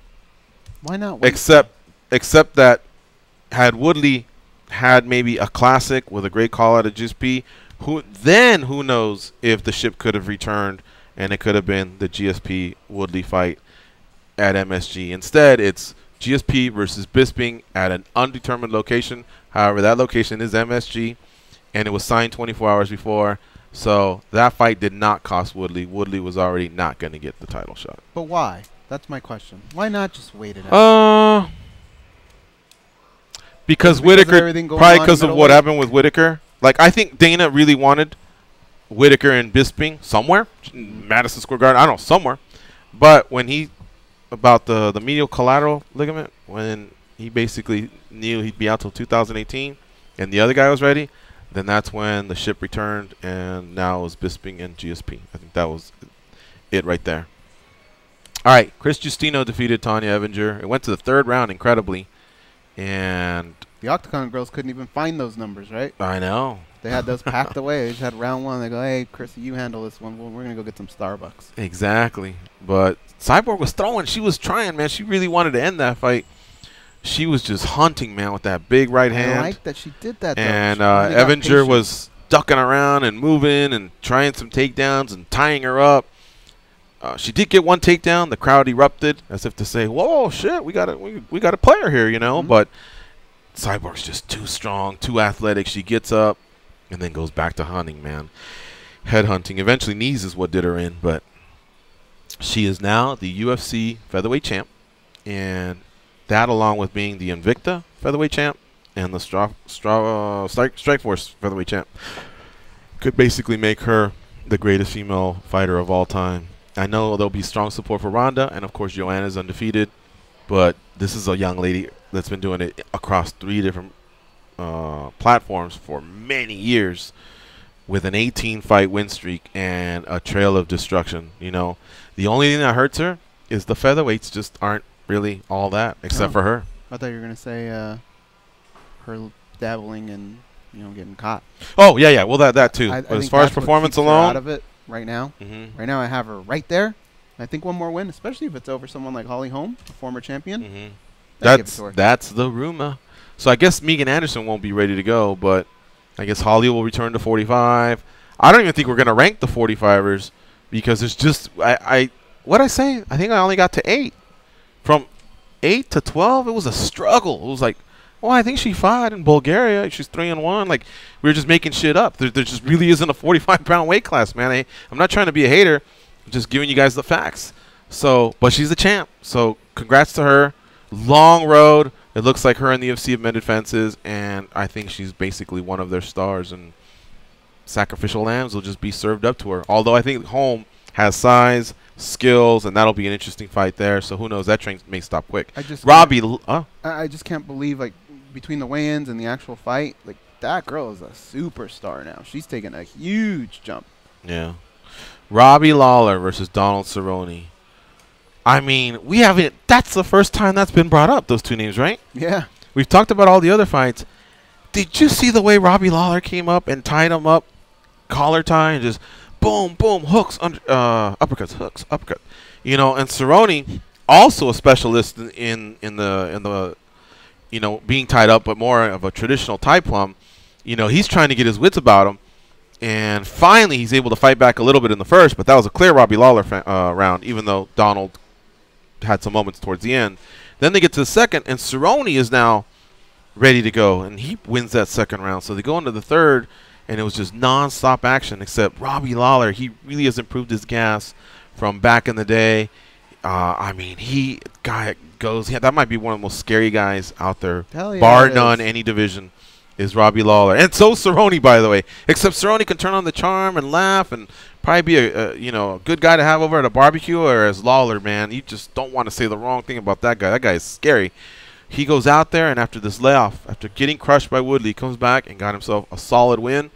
Could possibly be next for Woodley because GSP, again, is fighting Bisping. Wonder Boy and Masvidal are probably going to fight each other because the two guys coming off high-profile losses, and I just don't think there's anyone else out there. Now, Lawler had 2 title defenses, some classic fights, and he's coming off a win.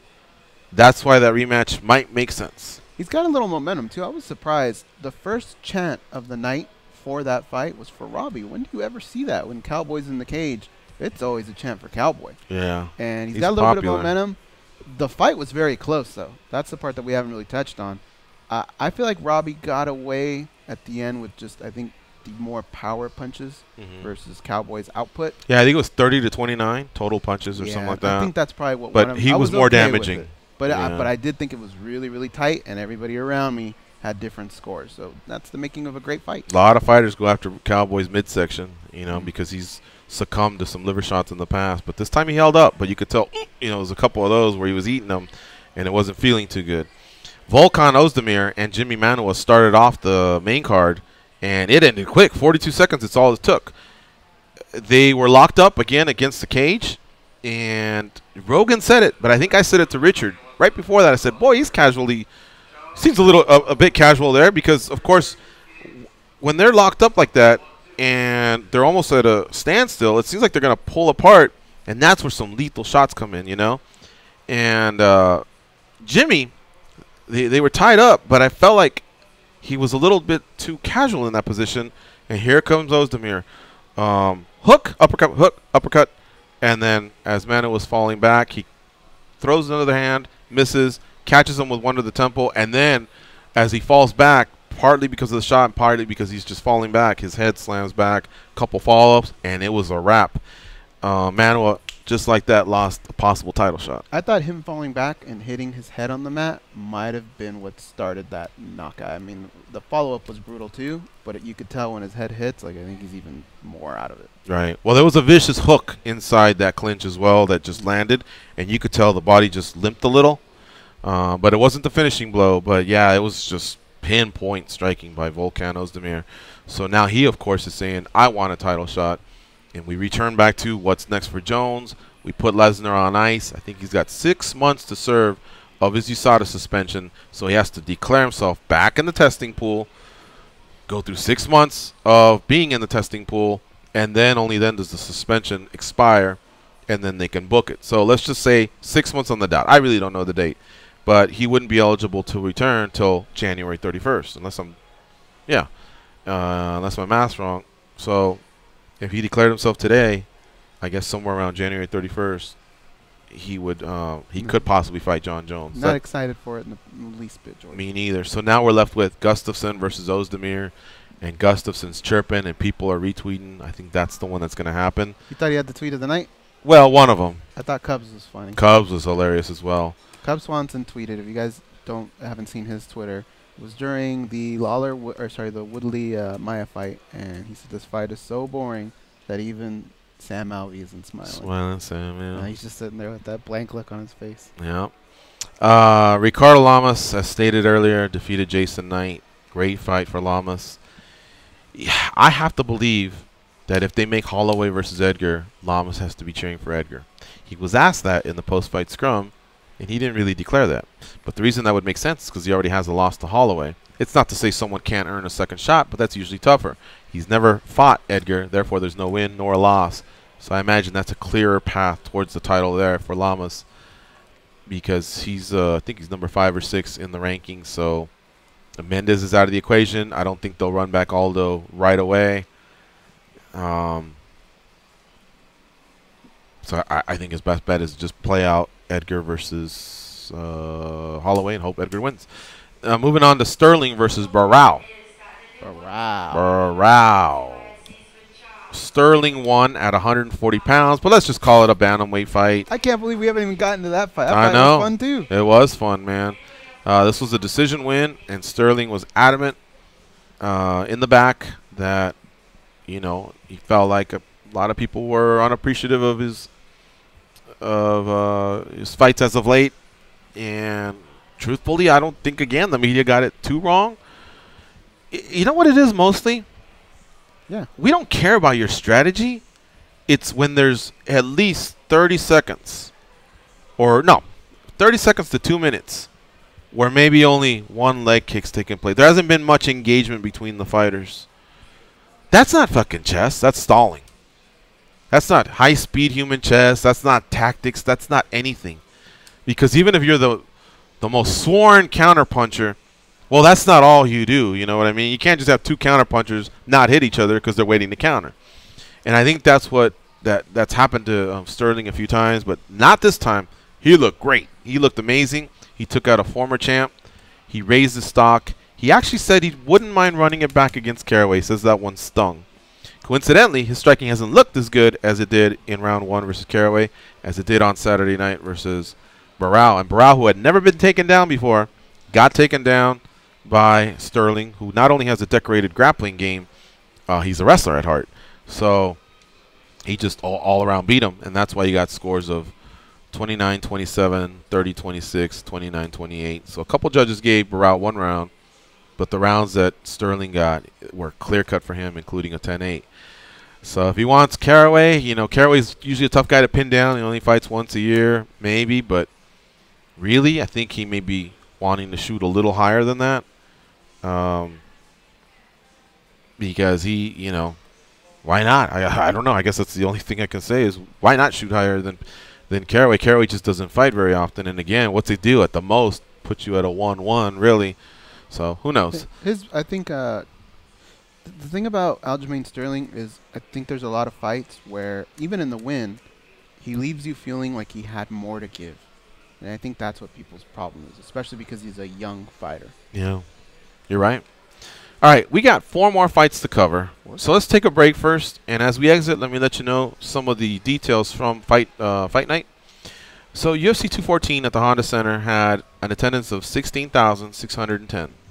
Total gate was almost $2.5 million. It was $2,448,870. Lots of celebs in the house. Lots of sports figures were in the house. A lot of current and former fighters. I mean, it was rocking in Anaheim. The bonuses went to Fight of the Night, Brian Ortega and Renato Moicano. Performance of the Night, John Jones and Volkan Ozdemir. I would say Albu and Curran had a case to be made, but I think they gave it to the right people in Ortega and Moicano. And then, of course, DC and Jones was a great fight for 3 rounds. And Lawler and Cerrone was vicious, man. If you were actually, I think that one may have been the one instead of Ortega Moicano personally. But you know, it did have its slow moments too, though. Maybe, but I don't know, man. Whatever. I think Ortega Moicano deserved it. Performance of the night. The Dober punch was pretty amazing, but it happened so early. What have you done for me lately? The Ozdemir Jones, huh? I mean, Justino was pretty destructive.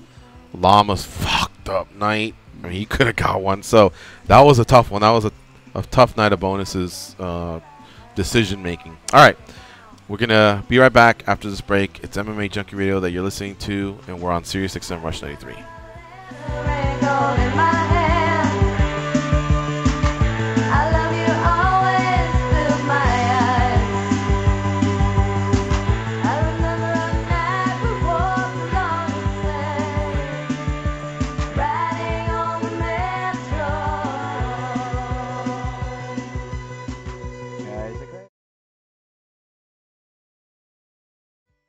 Go ahead. All right, we left the Facebook chat on here during the commercial. So if you have any comments, go ahead. We're reading them here. Anything regarding the fights on Saturday or whatever else is on your mind, including that big announcement of GSP versus Bisping. Tyler Gillette says, GSP at least was on the offensive. You developed an amazing jab with the help of Freddie Roach. You know, GSP was a less decorated wrestler than Koscheck, but he was willing to wrestle him, take him to the ground. I'd say Josh Koscheck had the more powerful hands, but it was GSP that broke his orbital bone and outstruck Koscheck. So again, there's a history of great fighters attacking the strengths of other great fighters, you know, and of course of avoiding them as well. But if you're going to go GSP versus Woodley, you need to cite the ones where GSP also was very aggressive and very offensive. And Tyler Gillette just did that. All right. Ricardo Baruman Jr. says, we were in the crowd. The arena was yelling buzzkill. I don't remember that one. I heard boring, and this is bullshit. And then they did the wave. I forgot about the wave. Oh, and yeah. then they did the lights. And Howie D Ricardo from probably Austria. started that. He's Mexican. Huh? I said Ricardo probably started that. He's Mexican. Howie D was saying that in Spain, Barcelona puts out the handkerchiefs, or recently did the handkerchief in their way of protesting. So maybe it was a play on that, but I don't know. I mean, there'd have to be a lot of soccer fans, because I saw about 7 or 8 of them, and I thought, well, what's that? And all of a sudden, it seemed like everyone was doing it. But it was interesting, because it was the light. It was them flashing the light. It wasn't them filming anything or doing selfies or whatever. When we end the show, remind me to tell you, Richard Hunter had a really good idea as to what you can do to protest. I don't want to give it away because I think maybe you could even make money on it, but it was really good. I'm going to hit the bump. Be right back. Okay.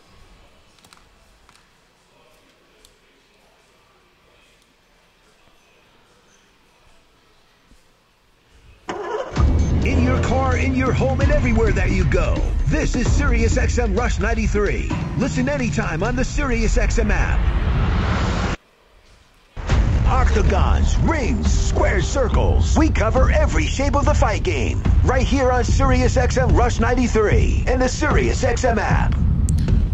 Daniel Daly says, what do you have to say about GSP and Bisping?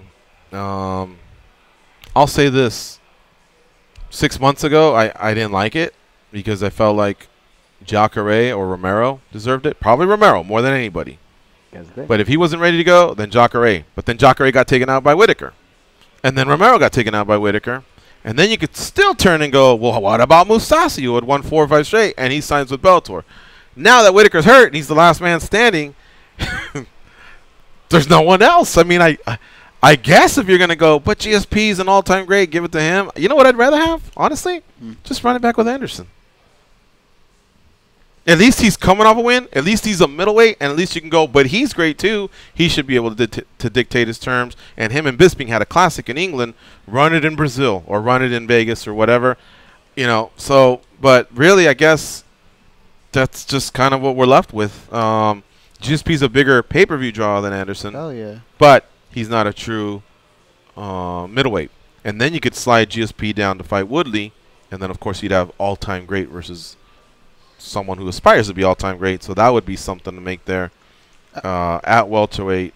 I was just looking at Woodley's record, and it's not that bad actually. If you it's just these shitty fights here at the end. Who? But Woodley. Oh hell no, he's got great fights. Back in a minute. It's like his first 8 end in submission or KO. But then you go and you see, all right, he got knocked out by Marquardt. Right. Then he starched Tehran. The Shields fight was one of those where we all felt he could have put out more. Right. I don't know if the fight was terrible. It was. But we felt like he that one and McDonald was terrible. Koscheck he KO'd. Condit he did what the leg kicks. And Condit was a killer. Oh, I loved the Condit fight. I thought McDonald was a little bit of a snoozer. He lost that fight. Then he starches Dong-Hyun Kim. Right. The Gastelum fight was good. Yeah. The Lawler fight, he knocked out a guy that just never gets knocked out. He's had it. But then he's had some great fights. Where it starts to slow down. Right. The first Thompson fight wasn't as bad, you know. And he could kill it all by just going and saying, "Eesh, I don't know what I was thinking. I got the win, but I am gonna work on this." Like Jared Brooks. Fucking lie if you have to, you know. But just go in there and go, "I'm gonna work on it. We're gonna have some barn burners coming up." But don't hit excuses back to the fans and media because they're not taking it, man.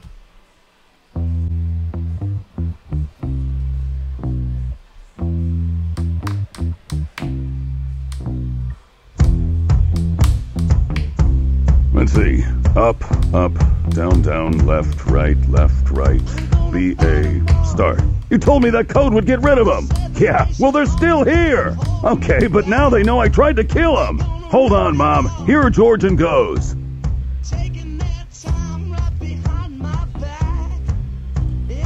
It's MLS All-Star Week, and SiriusXM FC is giving you exclusive access to all the festivities. Tomorrow, it's the MLS All-Star Training Show live from Soldier Field. Hear from some of the biggest stars in MLS as they get ready for Wednesday night's All-Star game against Real Madrid.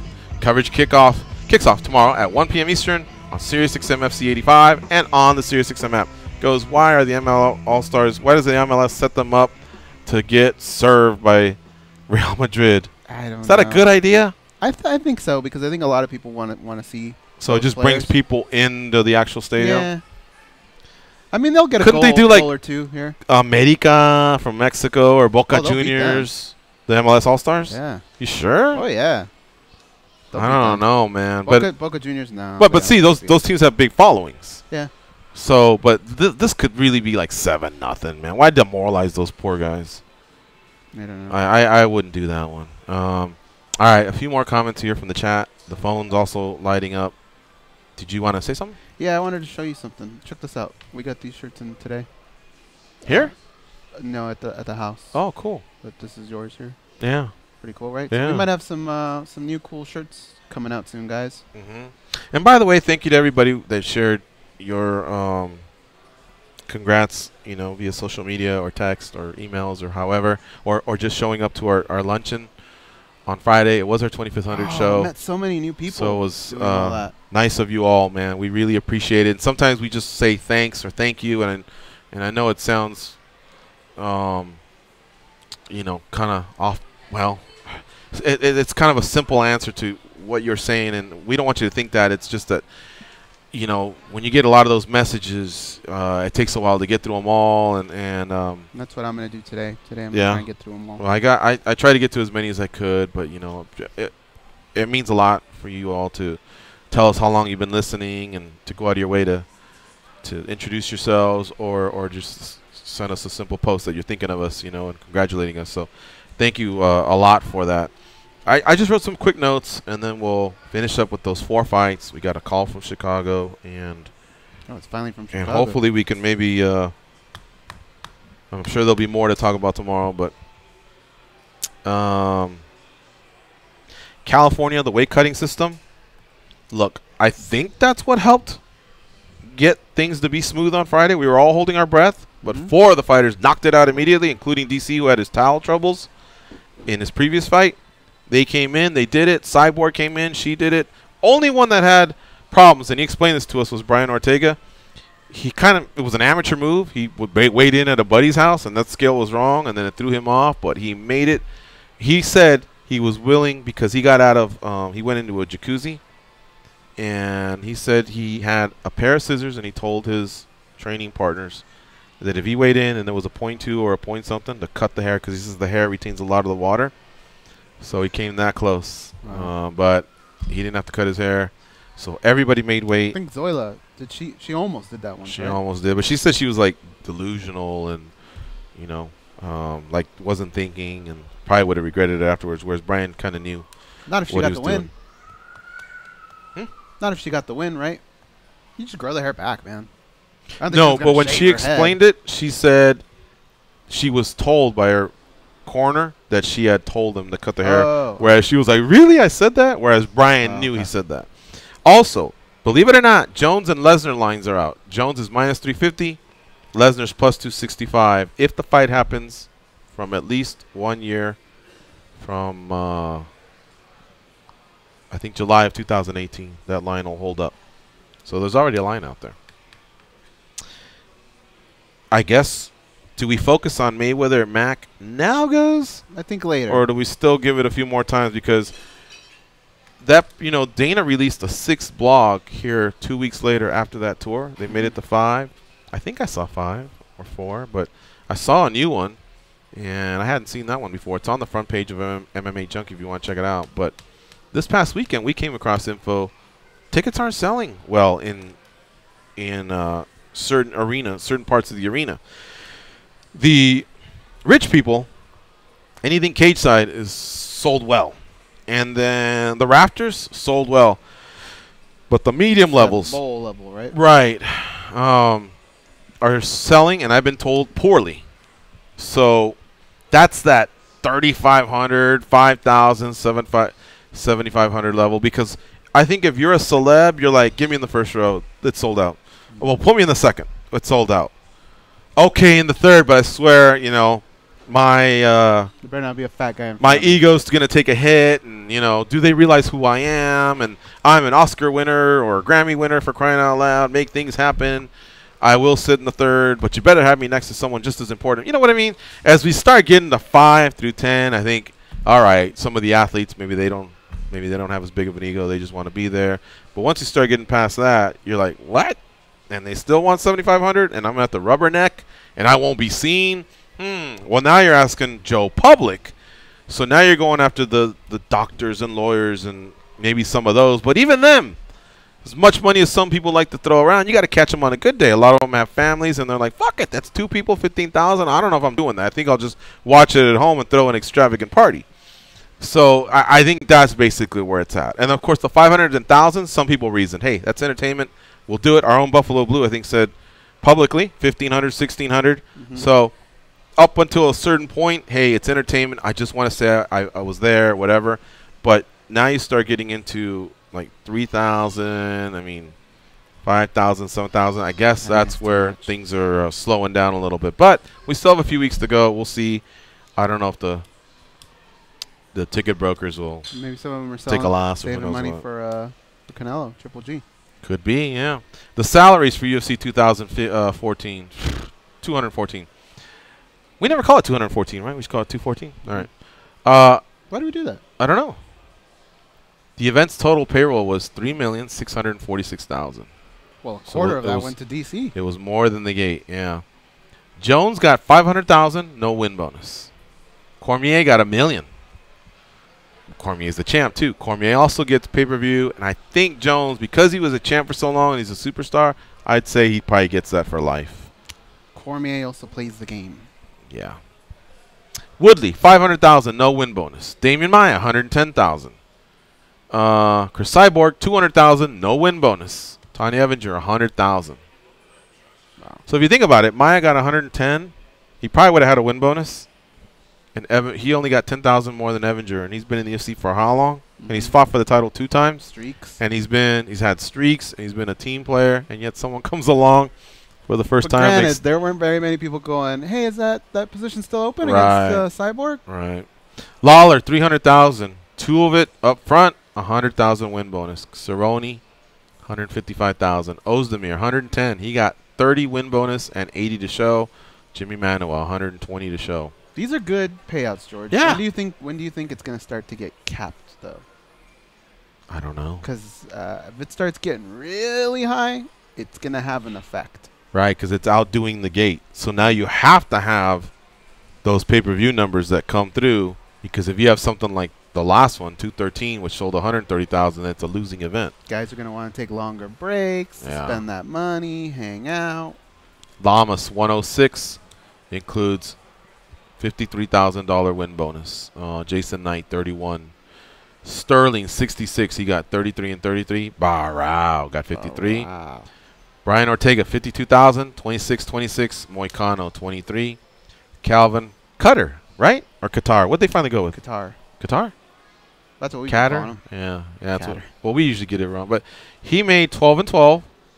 He defeated Feely, who got 24. Alexandra Albu, 20,000, 10 and 10. Kaylin Curran got 20,000. Jared Brooks, 24,000, 12 and 12. Eric Shelton, 10. Drew Dober, 44,000. He got 22. Josh Berkman, 54,000. Of course, this doesn't include discretionaries and any of the bonuses that they picked up, like Ozdemir and Jones, Ortega and Moicano, who got 50,000 each.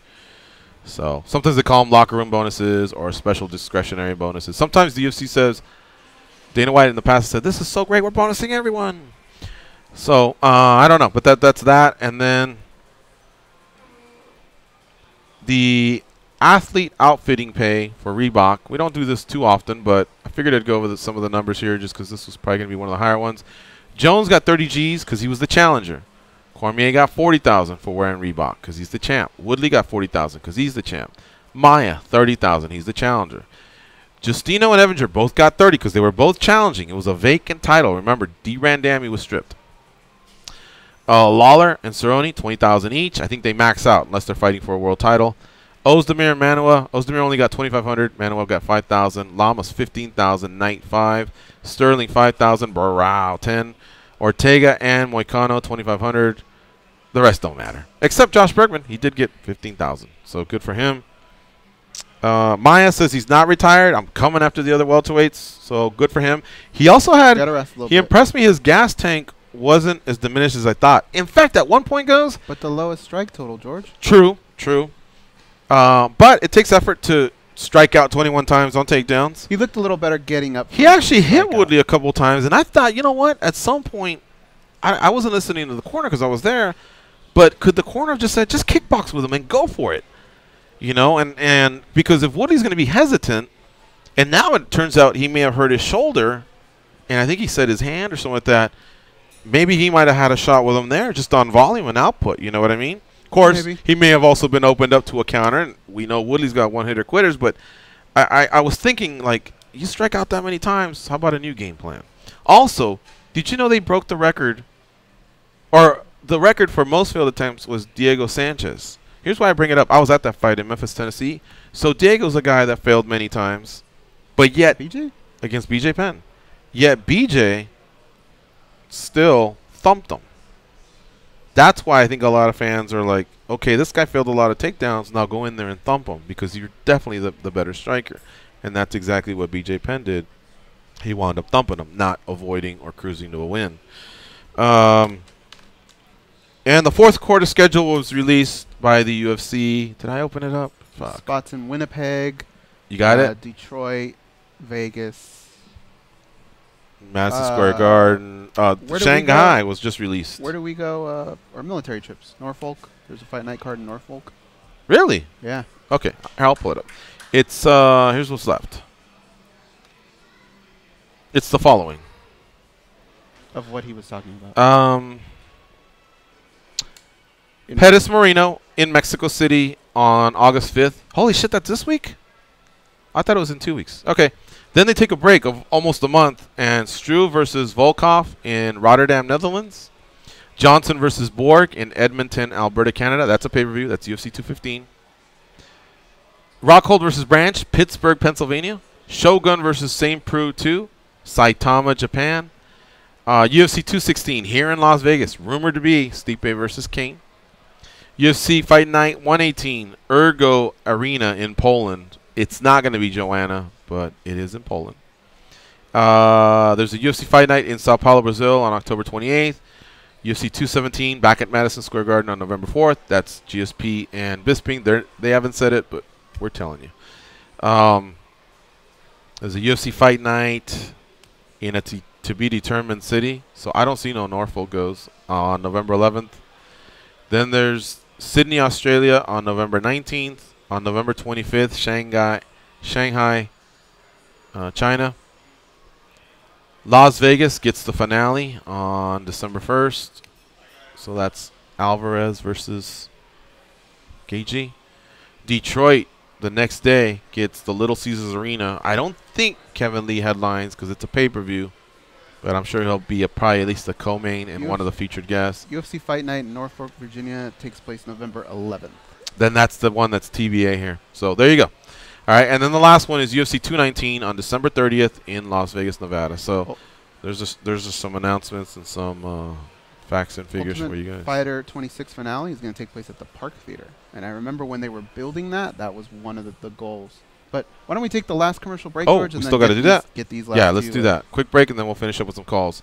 You're listening to MMA Junkie Radio on Sirius XM, Rush 93. Hey, yo.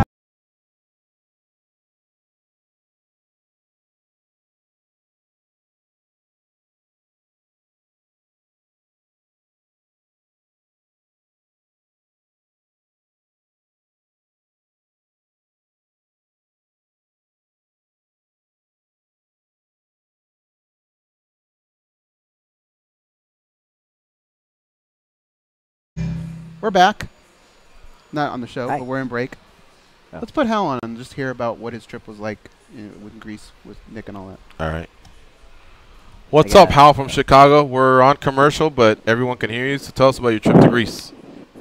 Ooh, it was tremendous, man. Just generally the formula, which I think you guys in California are kind of familiar with. You know, you wake up, you hit the beach, you drink a few lagers, you go swimming, maybe take a little 20-minute nap on the beach, go back home, shower, go out to dinner around 9 or 10, and then you walk around nice little squares and shops and maybe have an ice cream around midnight, 1 in the morning, and then go home, go to sleep, wake up, do the same thing the next day. And just saw some of the most beautiful beaches, man. You know, the salt water, I think I see why you guys prefer it so much. It's nourishing to the body. It's nourishing to the spirit. You know, you're just swimming. You're looking out at mountains. You know, olive trees, a row of olive trees on one side, big mountains to the left. Just watching, you know, your wife and kids play and, you know, ride those waves and sip on lagers, man. It's a great life, you know. Very cool. Sounds like you guys guys had a good time. How'd you run into Nick from Vancouver? Nick from Vancouver, man. Powerful Junkie Nation.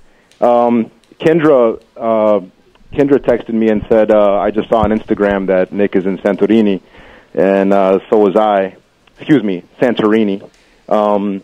And I hit him up on Twitter, sent him a direct message. He hit me right back, gave me his phone number, and we met up at the beach. He was there with his 2 daughters, and we were literally just 15 minutes apart. And yeah, man, we met on the beach, and awesome, man. We went on these huge wave rafts that the boats pull, and I've never seen the kids get so much hang time, man. Those things were going fast, and they were knocking into each other, having a blast. All right, and cállate, un yeah. momento. All right, we got to come back from break. Put you on hold. He goes, órale. All right, guys, coming up at 10. Stand by. Are we committing to George, overtime? This next song is for you, George. Just so you know.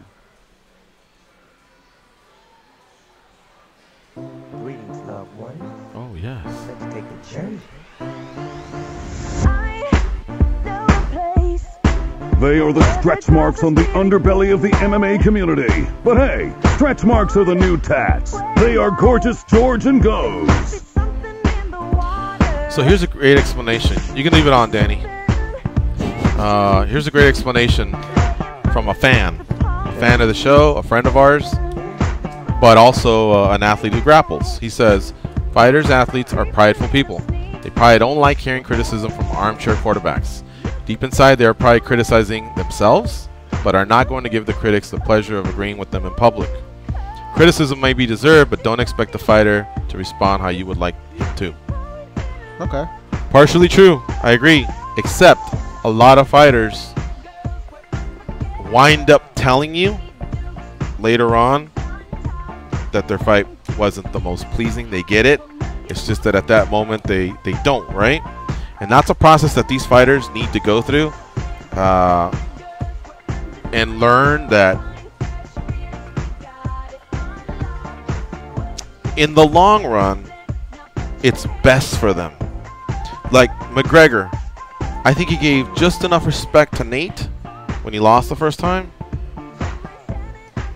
without saying, boy, I was a bum, or he said he didn't manage his energy levels, gave respect to Nate, got out of there, waited about a week, and then boom, he was right back at it again. So the athletes, sort of got a lot of them could learn from Conor McGregor on so many fronts. And I just don't understand why it's taken a Conor McGregor for, people to figure some of this stuff out. All right, the reason I'm also stalling a little bit, and we're just finishing out to Katy Perry, is we're going to do an overtime. When we come back, we'll take 2 calls, then we'll finish up. I didn't want to, pressure any of the callers to think that they had to, blast this, because it's just a soft exit. It only takes us, 30 seconds or so. I'm starting to like this stupid song. Are you? Yeah. All right, we'll finish out to it. How about you, Danny?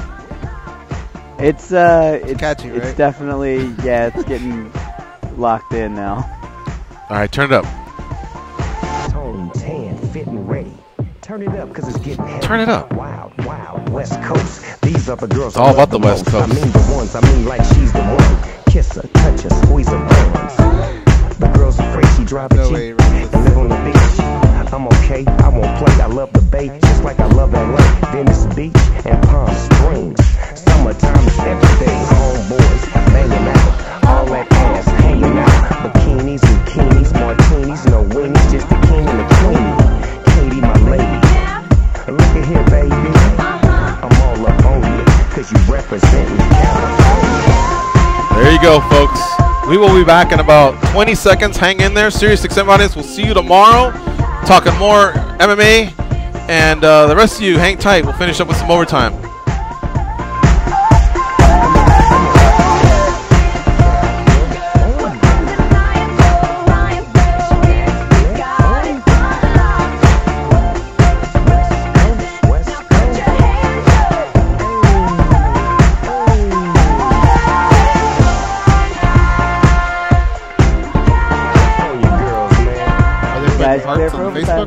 No, they're putting angry faces. No hearts at all? No likes? It's all angry faces. That's the rabble. They're not feeling martinis, zucchinis. Weenies. We got a couple weenies to talk to right now. We'll start off with Hal in Chicago. How you been, Hal?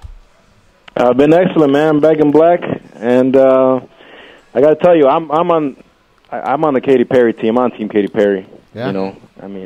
Even back in the day when I first started calling in, and a lot of callers go through this phase, they get a little notoriety. People started hee and fist bumping me. Hey, great new caller, top 10 rookie, all this. And then I started trying too hard. Goes made Hot and Cold my intro song for a few weeks, just to kind of put me in my place. Was that a Katy Perry song? That was his punishment. Yeah. Hot and Cold? Yeah. Okay. You've never had the most popular song. I don't remember the names and correlate them, but if Danny plays it, I'm sure I'll go, oh, yeah, that one. But can you play it, Danny? It's you're hot and you're cold, you're this and you're old, and this and that. Oh, yes. You don't even want to. I don't know. You got it? Yeah. I hope he's not in his office right now. I hope he's on the subway or something. The door is closed shut. And I got to, anyway. The guy's stun gun for the opposing coach. I'm back. We're back and got right back into our summer playoffs for baseball. our team is aptly named Purple Rain. That's thanks to me and to you guys. Purple Rain. Our team color is purple, and they went with Purple Rain. Anyway, the opposing coach tried the hit. That team tried the hidden ball trick like 5 times, which right there is lame. And then in the last inning, he intentionally walks one of our hitters. What? Like who? How old are the kids? Intentionally walk 11 and 12. Okay. Yeah, that's a bit bit much. You know? Yeah, intentional walk in Little League. So stun gun for him. And I want to say about Jones, I think it's a little early for GOAT status. I mean, really? What would you like him to do, Hal? I'd like him to defend his belt like 15 times or something, 12 times, I don't know. I'd like him to not get suspended once a year for some bullshit. Right. You know what I mean? Like, just let him have a little bit of career. I mean, But who is the GOAT? Who's the greatest of all time then, if it's not John Jones? GSP still. That's GSP. not a bad. I'll give you that. It's not a bad choice. Okay. Yeah. But he's mopping the floor with great fighters. Yeah, and that's true. Like maybe 1 or 2 more fights. That's not maybe a 38-year-old, guy who's way past his prime would be nice. You know what I mean? Dude, DC just beat AJ and Gustafson, and yeah. I mean, he was a good fighter too, man. I guess, yeah. But, all right, man. I'll get out of here. Okay. Talk to you guys later. All right. See Take you. care. Let's talk to Aaron from Minnesota. You're the last call of the night or the day. What's up, Aaron? Night if you're in the UK. What's up? Oh, what's up? Not much.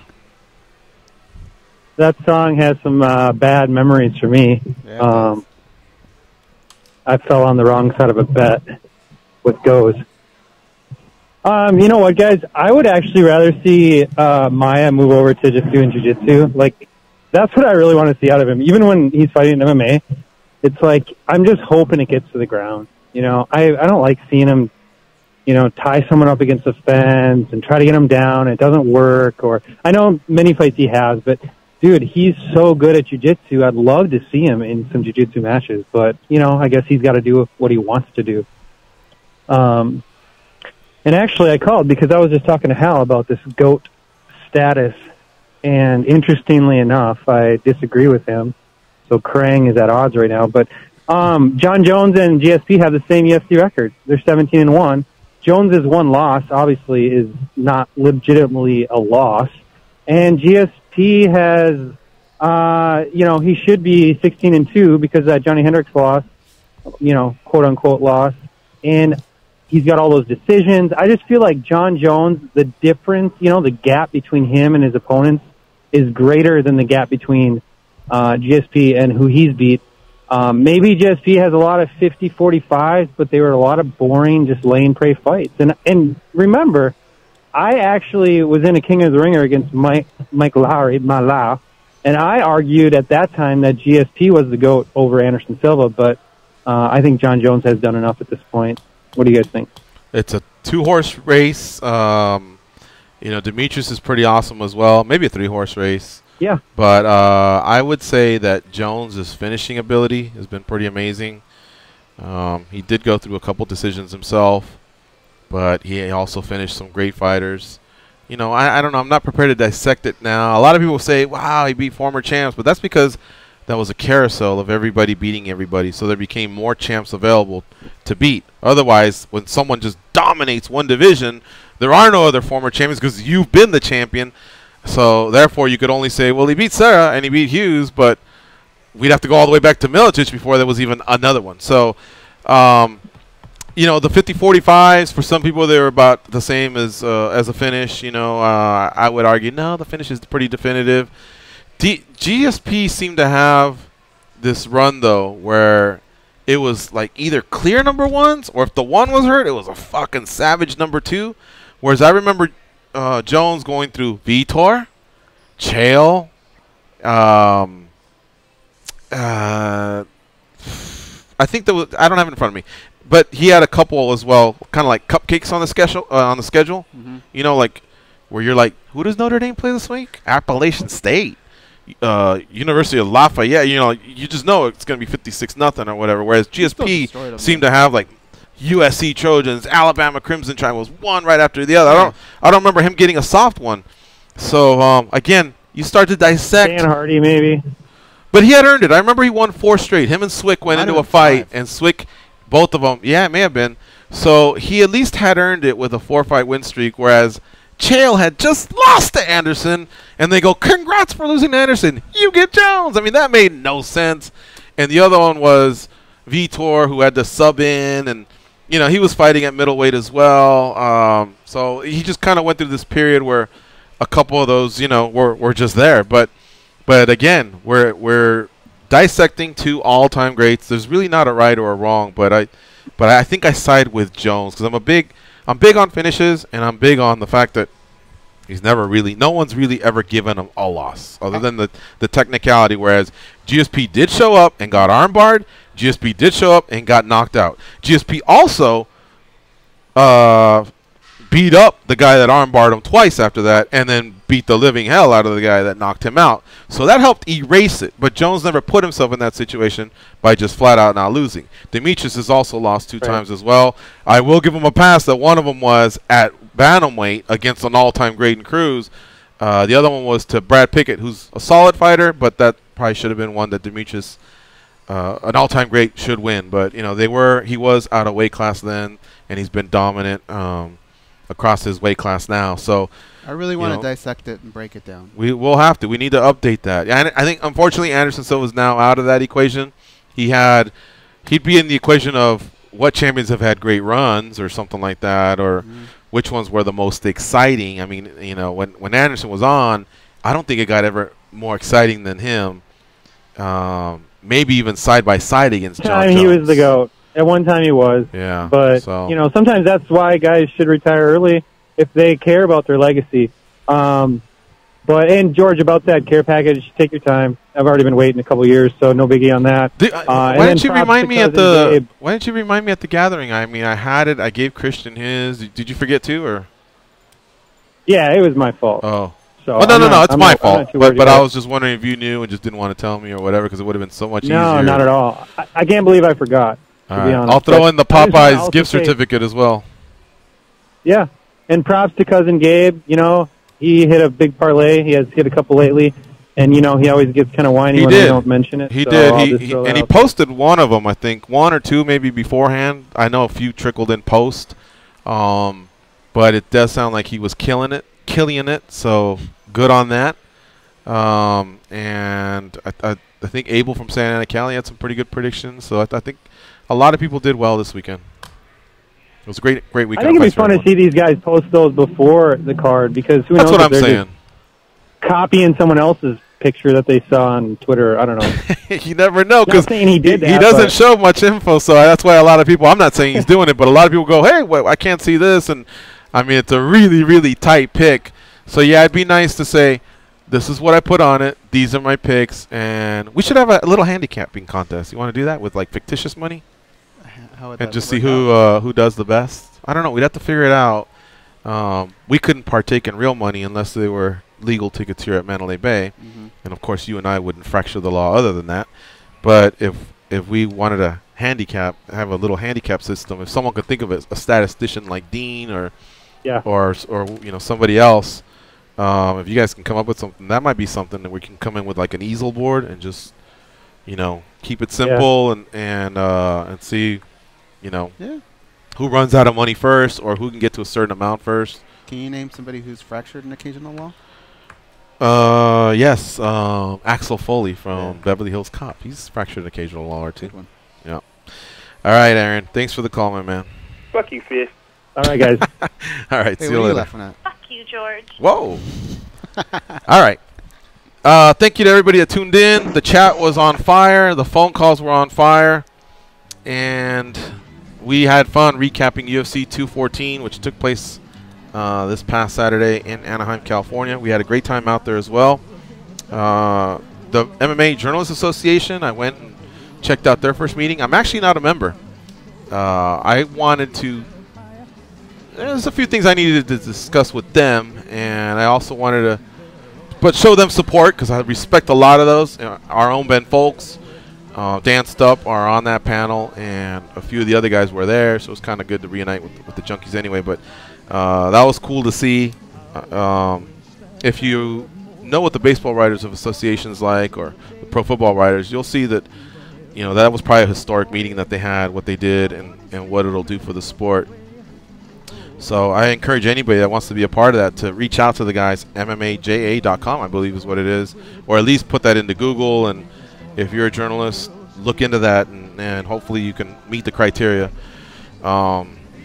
Anyway, tomorrow we're gonna work on the schedule. Look, we were traveling all night. Goz got back late last night. I got here this morning, and I knew there was just too much to talk about. We will have some guests for you tomorrow through Friday, as we now start on our next 2500 shows. Today was 2501. So we're off and running. New era. All right, folks. We are out of here. For Danny and Goz, I'm George. Go out there and be champions. Gonna have me some fun. It cost me my very last dime.